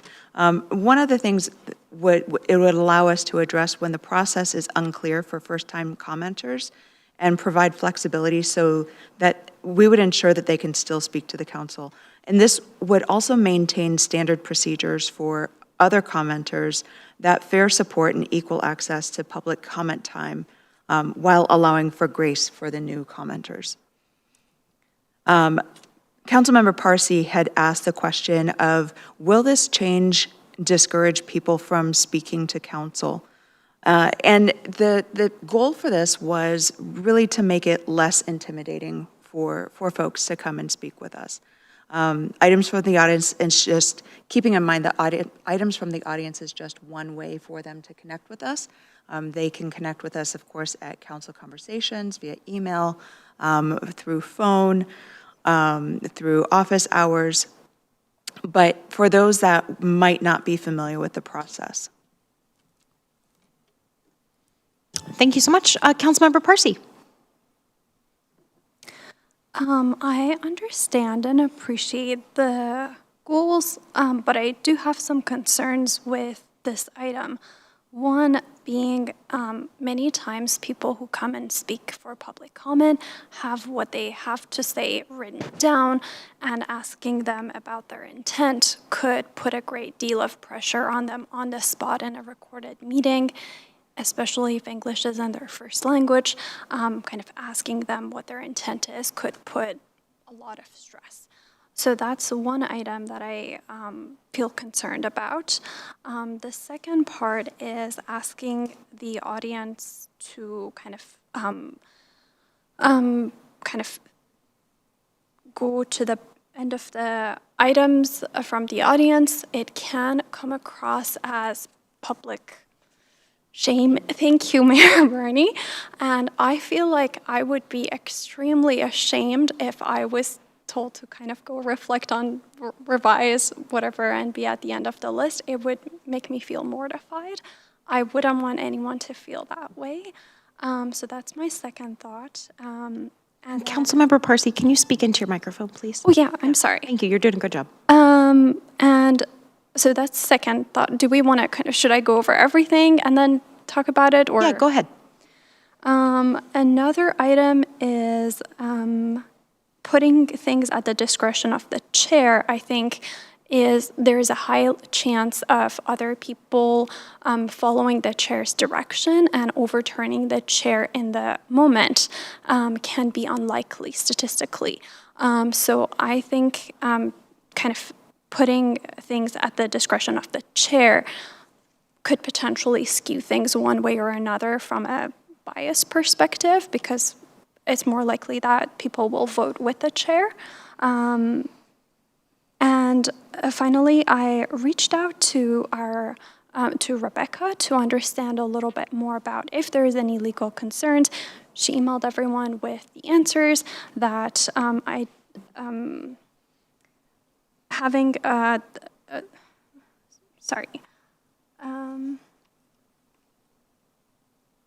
I think there was a note about if this is their first time giving them. I'm sorry, I can't find it right now. If it's their first time, that could put a little bit of a disadvantage for people who have previously spoken and this is not their first time, and that could potentially create an unfair circumstance for them that we would have to think about. So, yeah, I'm not in favor of this amendment. Okay, thank you for sharing your perspective. Are there questions or comments regarding Councilmember Parsi's comments? Councilmember Forsyth.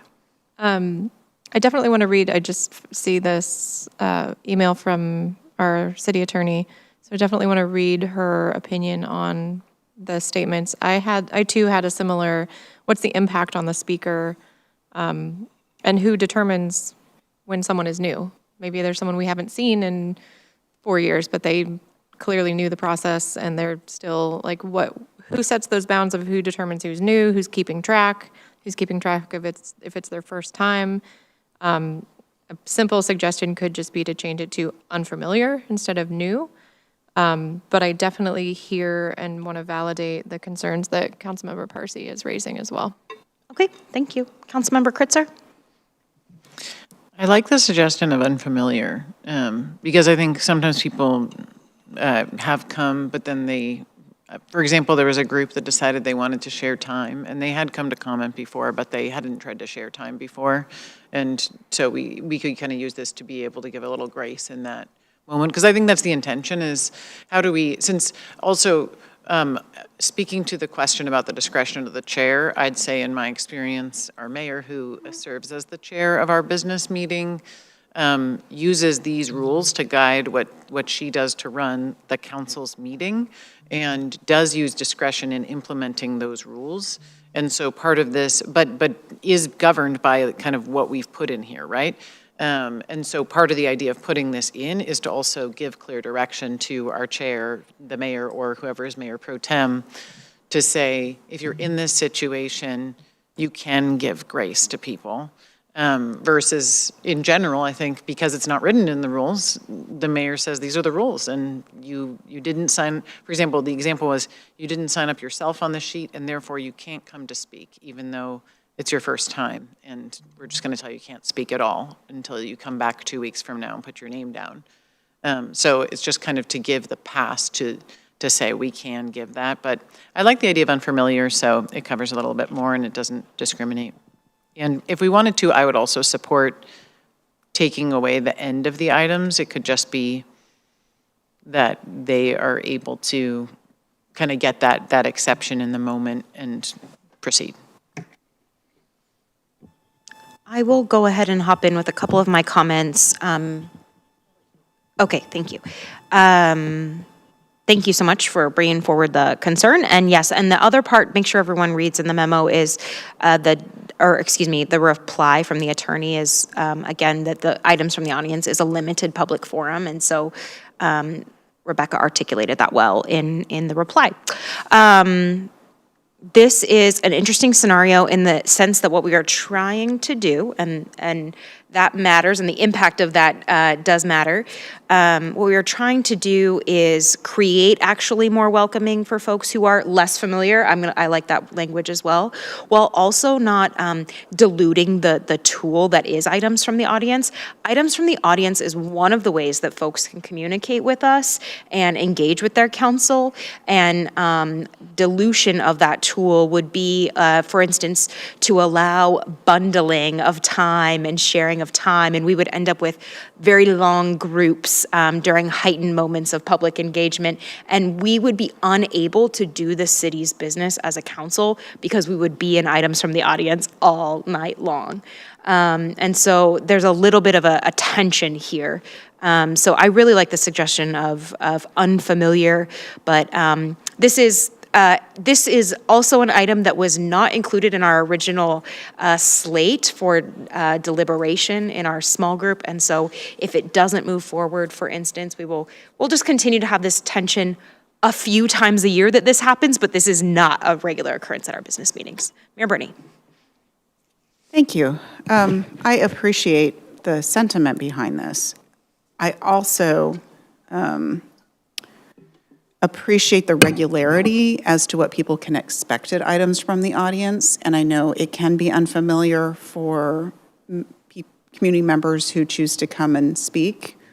And I think the structure of having everyone treated equally as best as possible creates a better environment than not doing that. Even though I know for some people it could be very uncomfortable when I say, and in conclusion, and things like that. But and at the same time, I appreciate there being a kind of a caveat in here to give some room for those that are unfamiliar. But the harder times are when we have significant public comment and many people have never been here before. And I will pause and remind people of the rules. And for example, in years past when we've done that, and I've reminded people that we don't clap, we don't make noises from the audience. It's for the council to hear what they want to say.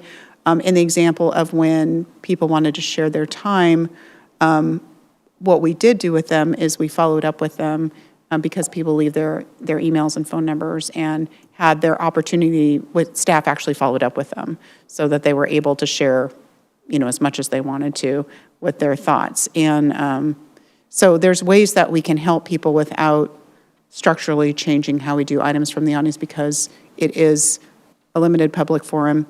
The goal of a business meeting in particular is to get the business of the city done and create that really strong structure. So I just wanted to share all that. Thank you. We are approaching 10:30, so I'll take one more comment, and then if we would like to continue our meeting, we can continue this topic, but the rules say that in order to start our next section, we would have to extend the meeting. So just letting folks know that that's where we're at. Councilmember Parsi. As long as we are continuing on this agenda item, I believe that we can continue. Is that correct? That's correct. So we will need a motion if we're going to extend the meeting. Okay, Councilmember Parsi, go ahead.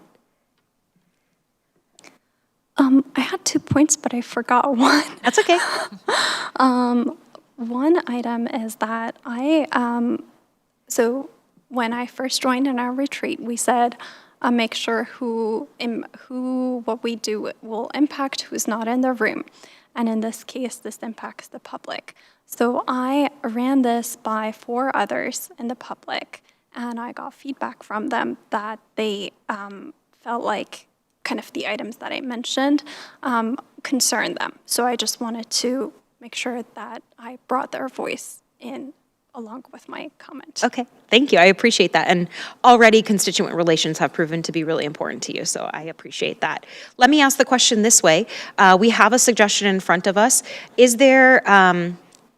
Are there thumbs up on continuing to deliberate the text? Or if you don't have a thumbs up, that means you would not like to continue, and we will just not integrate this one into the rules of procedure. So thumbs up if you'd like to continue deliberating the text. No thumbs up if you've been won over, and we'll just skip this one for this time. Okay, thank you so much for your comments, everyone. The last item on the matrix is just a recodification, just quite simply. Rebecca, our city attorney, asked for us to update these citations. Are there any questions on these items? Okay. Councilmember Forsyth? I don't have a question on that, but I do have a few other things that I can either email you or just have a couple tabs. I apologize that I did not get them in for the matrix, but I do have other items. Do you have other items regarding the content discussed tonight? Of the rules. Of these pieces of the rules or other pieces of the rules like? Yes, and. Okay, well, the plan was to move this along after tonight. So during the recess, I spoke with the clerk and also Council Vice President Nueva Camina, who is chairing our committee of the whole next week. So the plan was to go ahead and actually, for me tomorrow, to integrate all of our feedback and confer with the clerk so that these could be in our packets for Friday. So I guess, Councilmember Forsyth, if you have additional comments about the parts of the rules that we have been discussing tonight, then yes, we should continue that conversation. If they are topics other than the ones that the small group worked on, I think that we can add to the parking lot that was started earlier today. I can continue with the ones that we have, but I don't want to see us reopen the rules multiple times in a year. So while the rules are open, in the past, this has taken several months. I don't want to rush the process just because we have an arbitrary deadline. These are our rules. We don't need to have a set deadline because we have a timeline. Councilmember Kritzer, go ahead. Just as a suggestion, given the time, potentially if we were to integrate everything we talked about tonight, and if Councilmember Forsyth wants to send her suggestions, that could be added as a separate attachment that we could consider the next time we see this. We can kind of look at all of them, and then we all could read through. And if we have any questions or we want to adopt, we could kind of, I mean, we can still add another touch on it if we wanted to all have the chance to consider as a sum all of Councilmember Forsyth's suggestions rather than us going through at this moment. Yeah, I'm struggling here, and I'll just be like open about that, is there is interest. Oh, I'll go ahead and take this down. I'm so sorry. This has been up here for a while. We know that there is interest in other parts of the rules, and those were outside the purview that the three of us were given to get to work on this. So I would definitely want council direction to continue to keep the rules conversation open before we agreed to take that on, knowing that, of course, that there is no deadline, as was stated. They are our rules and need to work for us, and also just kind of being aware of the extended agenda as we get going into budget season, really next month. So I would be interested in council's appetite for taking on more topics in the rules of procedure. I'm hearing that Councilmember Forsyth has some additional topics that she would like to discuss. Are there other council members who are interested in bringing forward other topics or continuing to discuss other topics in the rules? Councilmember Parsi? I don't have other topics, but I'm happy to discuss additional things if needed. Can you speak up louder? I don't have additional topics, but happy to discuss if others have any topics. Okay, thank you. Other comments? Councilmember Soni? I definitely think, I agree with Councilmember Forsyth. We should definitely spend some more time, maybe, in the next study session in one of our committee of whole. And the meanwhile, it gives an opportunity to all council members to submit anything else that they want to bring it. Yeah, we would need to make sure that everyone has that opportunity. Okay. Other comments? Councilmember Kritzer? I would say we should limit the scope, so it should be comments on these parts of the rules, or if there's minor edits. For example, Councilmember Forsyth earlier tonight noted that there was some gendered language. I imagine maybe these are some of the things you caught.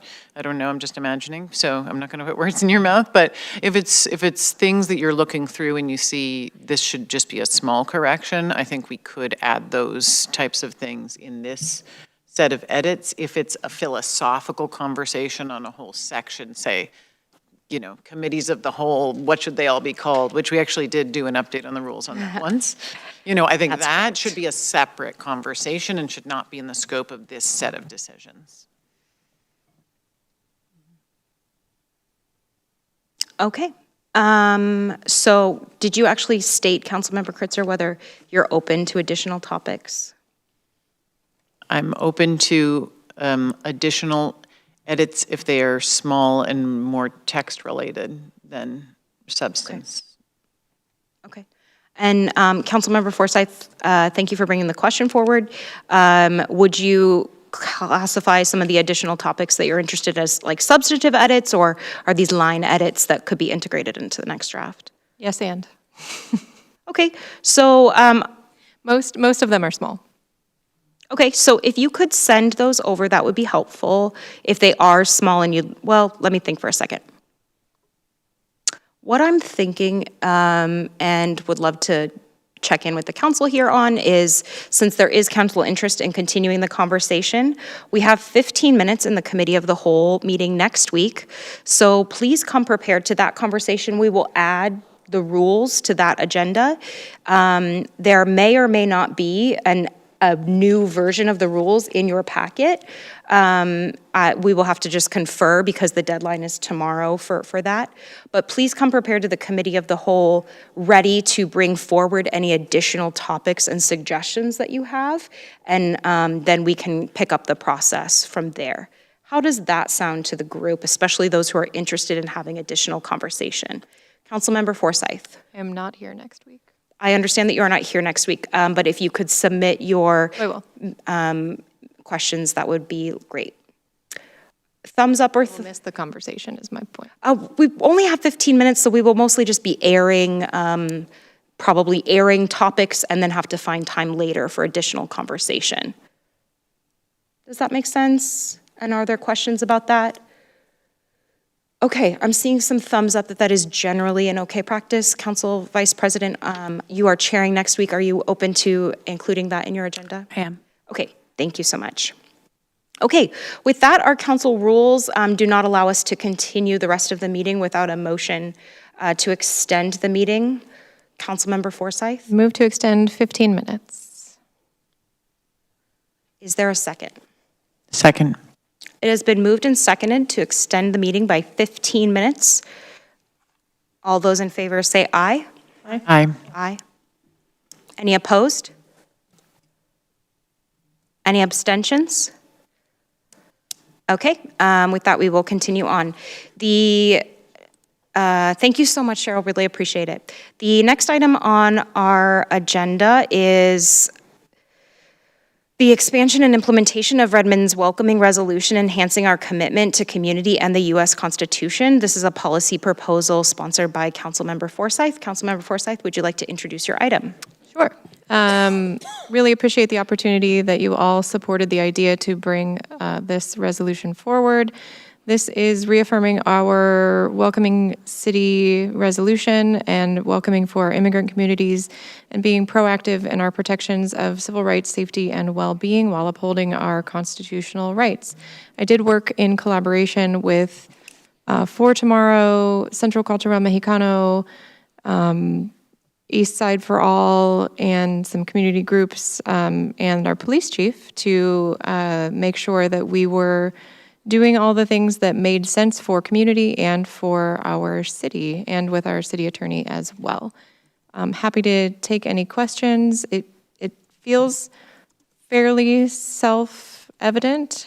We do have some items at the bottom that reaffirm actions that the city will take.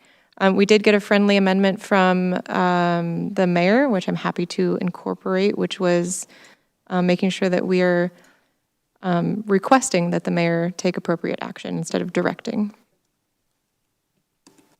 Thank you. Are there questions? Councilmember Procria. One question and one suggestion. I guess my question is, for the following actions, like, for instance, action number 1, is this something that this resolution is directing the city to do, or something the city is already in the process of doing that we are stating?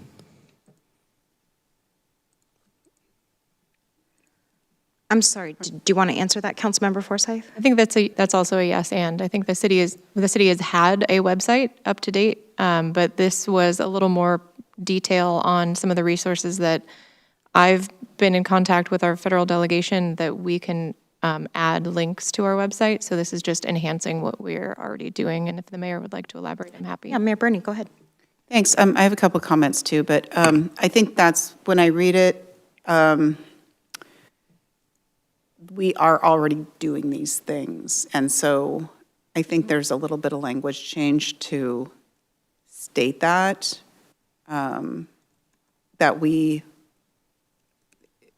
it says that we adopt a policy consistent with RCW, it says things, we already do those things. And so I want to make sure that our community knows that we've been doing these things and that it didn't require this to happen.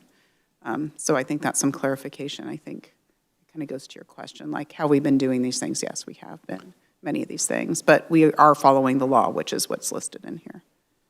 Perfect. And then my point was, I would love for there to be language, not just about, how we're using rapid response dollars to fund organizations or providing information, but actually that we have boots on the ground. The city has boots on the ground talking to people most affected. I would love for there to be, for that to be added to the actions if possible. Councilmember Procria, could you clarify what you mean by boots on the ground? I guess that the city directly employees of the city are going out and conducting outreach in the manner that the city is very good at, to talk to folks who are being affected by what is happening in our country. Folks in the community who are being affected. Do you mean, we're just looking for clarification, so do you mean through like our human services staff and the existing programming that is happening, or could you clarify a little bit more? Yeah, it could be through our human services staff, it could be through other staff. I'm not directly sure which staff is talking to whom right now. Mayor Bernie, But more than, I would want something more than just like the indirect rapid response dollars, for instance. Something more tangible that is directly connected to the city. Okay, Mayor Bernie, would you like to clarify how staff are responding? Staff are responding in multiple ways. I don't know if it's exactly what the council member is saying. We distribute human services funding. We have strong relationship with trusted partners out in the community. Our public safety providers interact with community members no matter their immigration status. But we're not, I guess the term boots on the ground, we're not going out and searching out community members who need help in that way. That's not something the city does. So I guess I need to understand what your I guess request is. not searching out community members that need help, but actively going out and asking folks about their experiences so that we can provide more informed help. Like being proactive in like a community survey, but a very, very important and timely community survey in the same lens that we conduct a number of community surveys.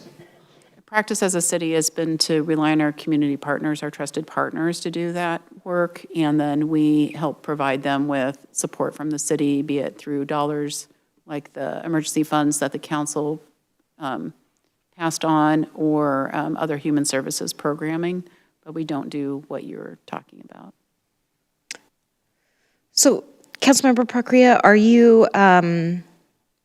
you suggesting new action, or you're looking to affirm current action? This is also kind of why I asked question number 1. If this is something that is not currently happening, this is something I would like to see happen. Just because of the language will further support kind of made it sound like this is something we're not doing. The actions are things that we are not doing, and that these are things that we will do once this resolution took hold. Okay, I see that Councilmember Kritzer has her hand up. Councilmember Kritzer? I just have a suggestion related to this. It's Okay. not my own topic I wanted Okay. to jump in on. Okay. I had a similar thought because of our discussions. Actually, last year when we talked with a variety of our immigrant serving community-based organizations, one of their asks was to have a point at the city of Redmond that they could be reaching out to. And my suggestion when we've been talking about the ready positions was that the one of the positions, not the deputy director, but the one that we are to hire, that will be the other kind of ready position, would be that community engagement contact. So if we wanted to, we could put like a commitment to establishing a position that can be in contact with or that we have committed to hiring someone who can be in consistent communication with our immigrant communities, since that is something we're doing, but we have not yet hired. So I would be happy to see that in this resolution to underscore. Councilmember Procria, would that satisfy some of what that would you're be- looking for? yeah. So can I see just general interest from the council in having that addition made? Councilmember Forsyth has a question. Yes, go ahead. Is there scope within the current ready position, this is to the mayor, sorry, through the chair, is there scope within that current position to have that ready position act as a liaison in that way? Because otherwise, we're looking at a bigger budget ask. I don't, I mean, it seems like would fit into that job posting. I would, if I might add a little bit more flavor to that. One of my other comments was council cannot actually direct staff, so there's another place in here to direct the RPD to do things, and that's, you don't direct staff, I direct staff, so that just needs to be reworked. But I would just, in the whatever way you correct or write that description, just be cautious that you're not directing staff to do a thing, but you're working with, the city has opportunity to reach out to the community in that way. Okay, and on the question that was asked, that is the characterization of that ready position that we have most recently discussed in committee. And your point is well made, Mayor Bernie. Thank you. Did you have other comments, Mayor Bernie, while we were with you? Yeah, there's a chunk in here, well, it was also like, I want to make sure the wording is that we are doing these things. It's just a reaffirmation or an affirmation that we're doing these things. So I would have to go through the whole thing, and I don't want to wordsmith right now. The other thing is about the city's website, well-maintained, and there's specific things on here. We have links to things. I don't know if it's forms and other things on there, and so I would actually want you to be more general than specific. Just like resources that will help community members, and keep it that way so that we're not beholden to a form if there's no form to be had. I will go back to Councilmember Forsyth, and I will say actually that this is this is language that was provided by your staff, and we did find helpful. Councilmember Forsyth, go ahead. Yeah, just on those forms, there are very specific federal forms that I want to make sure are linked on our website, that if our federal delegation does not have, they cannot access someone who is in a detention center. So that's why I'm pretty firm on having those forms there, because if they're not filled out in advance of someone being taken, there's really no way to get those forms in. And even if you do get them in through registered mail, they have no way of getting them out. So I want to make sure that our community members have these filled out in advance in safekeeping with someone, so that we're providing, and they're very specific. There's just 2 very specific forms. Mayor Bernie. I absolutely appreciate that. I am thinking of the scenario where those forms do no longer exist, and it would be rather helpful for us to just share contact information with our federal delegation. So I'm just kind of thinking of what if what we anticipate someone would see on there is no longer available. Okay, we have a couple more comments. Council Vice President? And I think all in alignment with that, we want to see this resolution be durable and legally binding as well as resilient to challenge is what I'm hearing. One of the things as I read through it was at the end, in response to a lawfully issued court order, seeing if it would be in our best interest to change that to amend lawfully issued court order to judicial warrant signed by a judge, as that is language that we're seeing being very specific. Amending on page 2 regarding the usage of nationwide attacks. That can be a pretty loaded phrase in there. So suggest replacing it with, and I'm open to the replacement, but suggest replacing it with recent federal immigration enforcement. Actions have generated documented community concern regarding due process, protections of family stability, and access to essential public services. I felt that this would anchor it in constitutional values rather than a statement that is open to interpretation. It wouldn't be an easy target for critics. Currently, I'm highly sensitive to that. And it's already been pointed out that there are consequences for words of political officials, so I do want us to be quite diligent on this.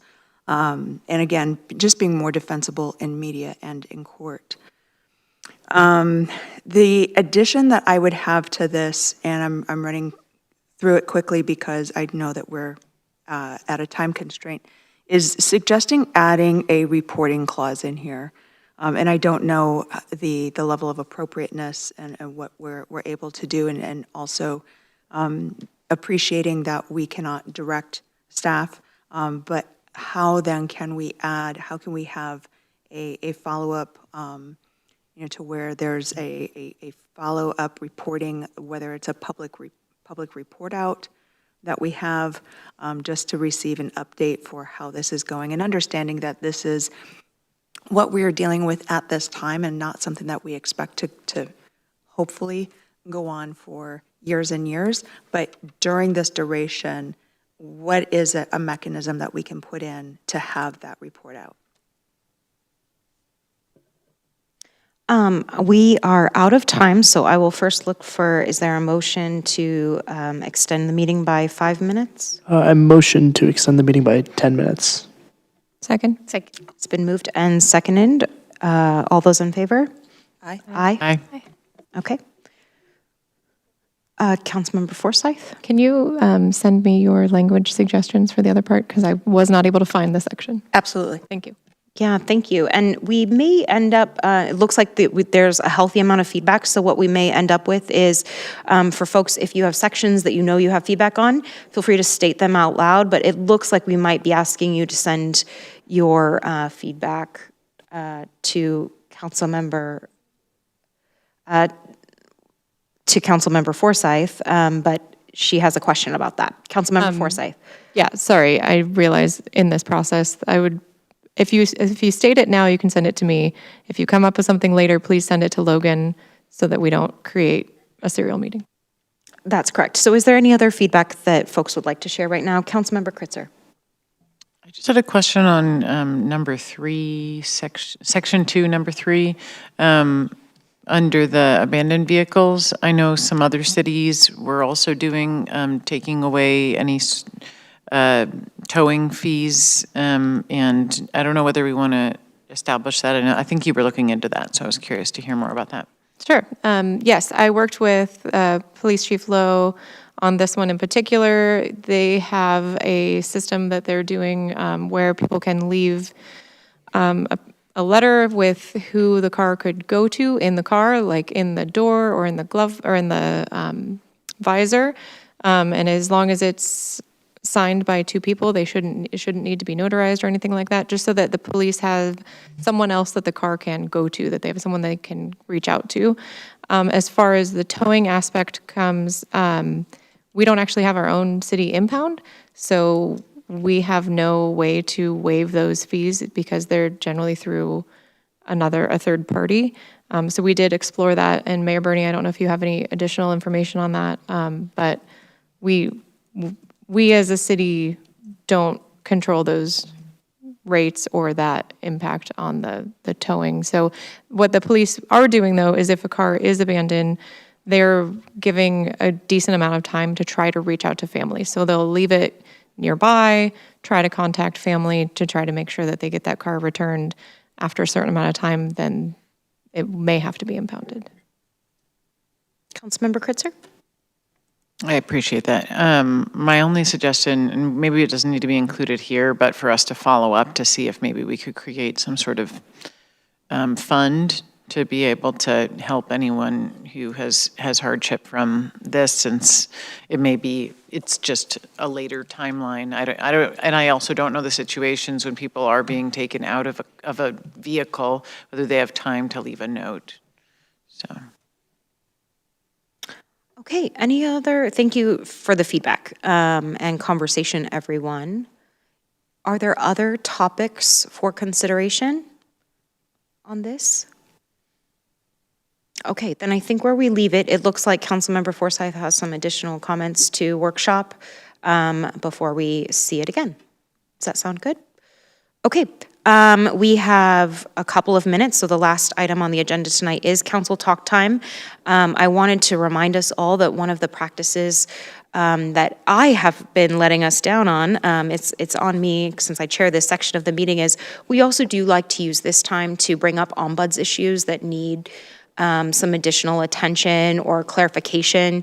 So I'll model that really quickly by saying, I know that the council has been receiving communications from a resident of our one of the Health Through Housing sites, and just want to reiterate that although maybe the new council members haven't seen it because we learned about it in 2025, but King County, that is their site, and they are very involved in that situation. So although you're not seeing all of those emails, if you have questions, you can absolutely speak with Director Helen, but wanted to make sure that everyone knew that those questions and concerns are being addressed by King County. Really quickly, all of you received a retreat part 2 packet reminder that we will be back at the council conference room on Thursday night with Mayor Bernie. The packets are the same as you were emailed earlier in the week, with the addition of one additional document at the end, which is a printout of the executive summary of our current budget. And the reason that you have this is because for many of our strategic priorities, the budget item as it was approved in the 23-24 budget, 25-26 budget, and intended for the 27-28 budget are also listed in a column there. So you have all of those materials. I also have from Logan some additional worksheets for the policy and budget pieces of the conversation. Believe I have had conversations personally with most of you about how the night will work, but I can certainly follow up. And if you would like some of these, please grab them before you leave tonight. Also, I want to let folks know, thank you so much to, we have some subcommittee announcements on behalf of council leadership. So Councilmember Prakriya, thank you so much. You will be joining the Tenant Protections Subcommittee, and Councilmember Soni will be joining the Alternative Crisis Response Subcommittee. I know we're short on time for tonight, but we should look forward to hearing from folks about what their subcommittee is working on next. Is there anyone who's on the tenant I do see your hand, so I'm not ignoring you. I also have some business to get through. Is there anyone on the tenant protections subcommittee currently who would like to summarize where they think the next step might be on that committee? Councilmember Kritzer? I think everyone on the council should have received that we've gotten requests from the public to look at some additional proposals that were developed, I think, in collaboration with the Housing Justice Project and several attorneys. So we'll be, I think, convening as the subcommittee to look at that with staff and the city attorney and bringing back to council for more discussion, although we may also discuss this topic at our council retreat as well. It could come up at our council retreat, yes, absolutely. This is one of those subcommittees that was it was early adopted, so it doesn't have a written charter as we might someday have for some of these other subcommittees that come forward. I just want to give get a quick read on council temperature. Do we all agree, or is there general consensus that having that subcommittee take on the evaluation of that current inbound advocacy is the right next step? Is there general agreement on that? Seeing a thumbs up, I'm seeing some head nods. Okay, perfect. Well, thank you so much. And the members of the Tenant Protection Subcommittee include Councilmember Kritzer, Councilmember Prakriya, and Councilmember Forsyth. Thank you so much. Council member Soni will be joining the Alternative Crisis Response Subcommittee with Council Vice President Nueva Camina and Councilmember Forsyth. Is there anyone who would like to remind us on maybe where you are or like to come back? Okay, maybe by committee reports next week, if you all could confer on what the update's going to be. Okay, perfect. We had a couple other things we'll skip. I see a hand here. Councilmember Forsyth. In the spirit of bringing forward the ombuds items that we get, I wrote back to the Scouts of America person stating that I would ask at talk time if anyone is available to attend there and speak about what being a council member is like and city leadership on the Thursday, March 19th, Redmond Library 445 meeting that they have. If anyone is interested in doing that, let me know. Thank you. Councilmember Kritzer and then Prakriya. Also following up on an ombuds item, I received some testimony from the audience highlighting the need to be able to specifically call out our support for the transgender community.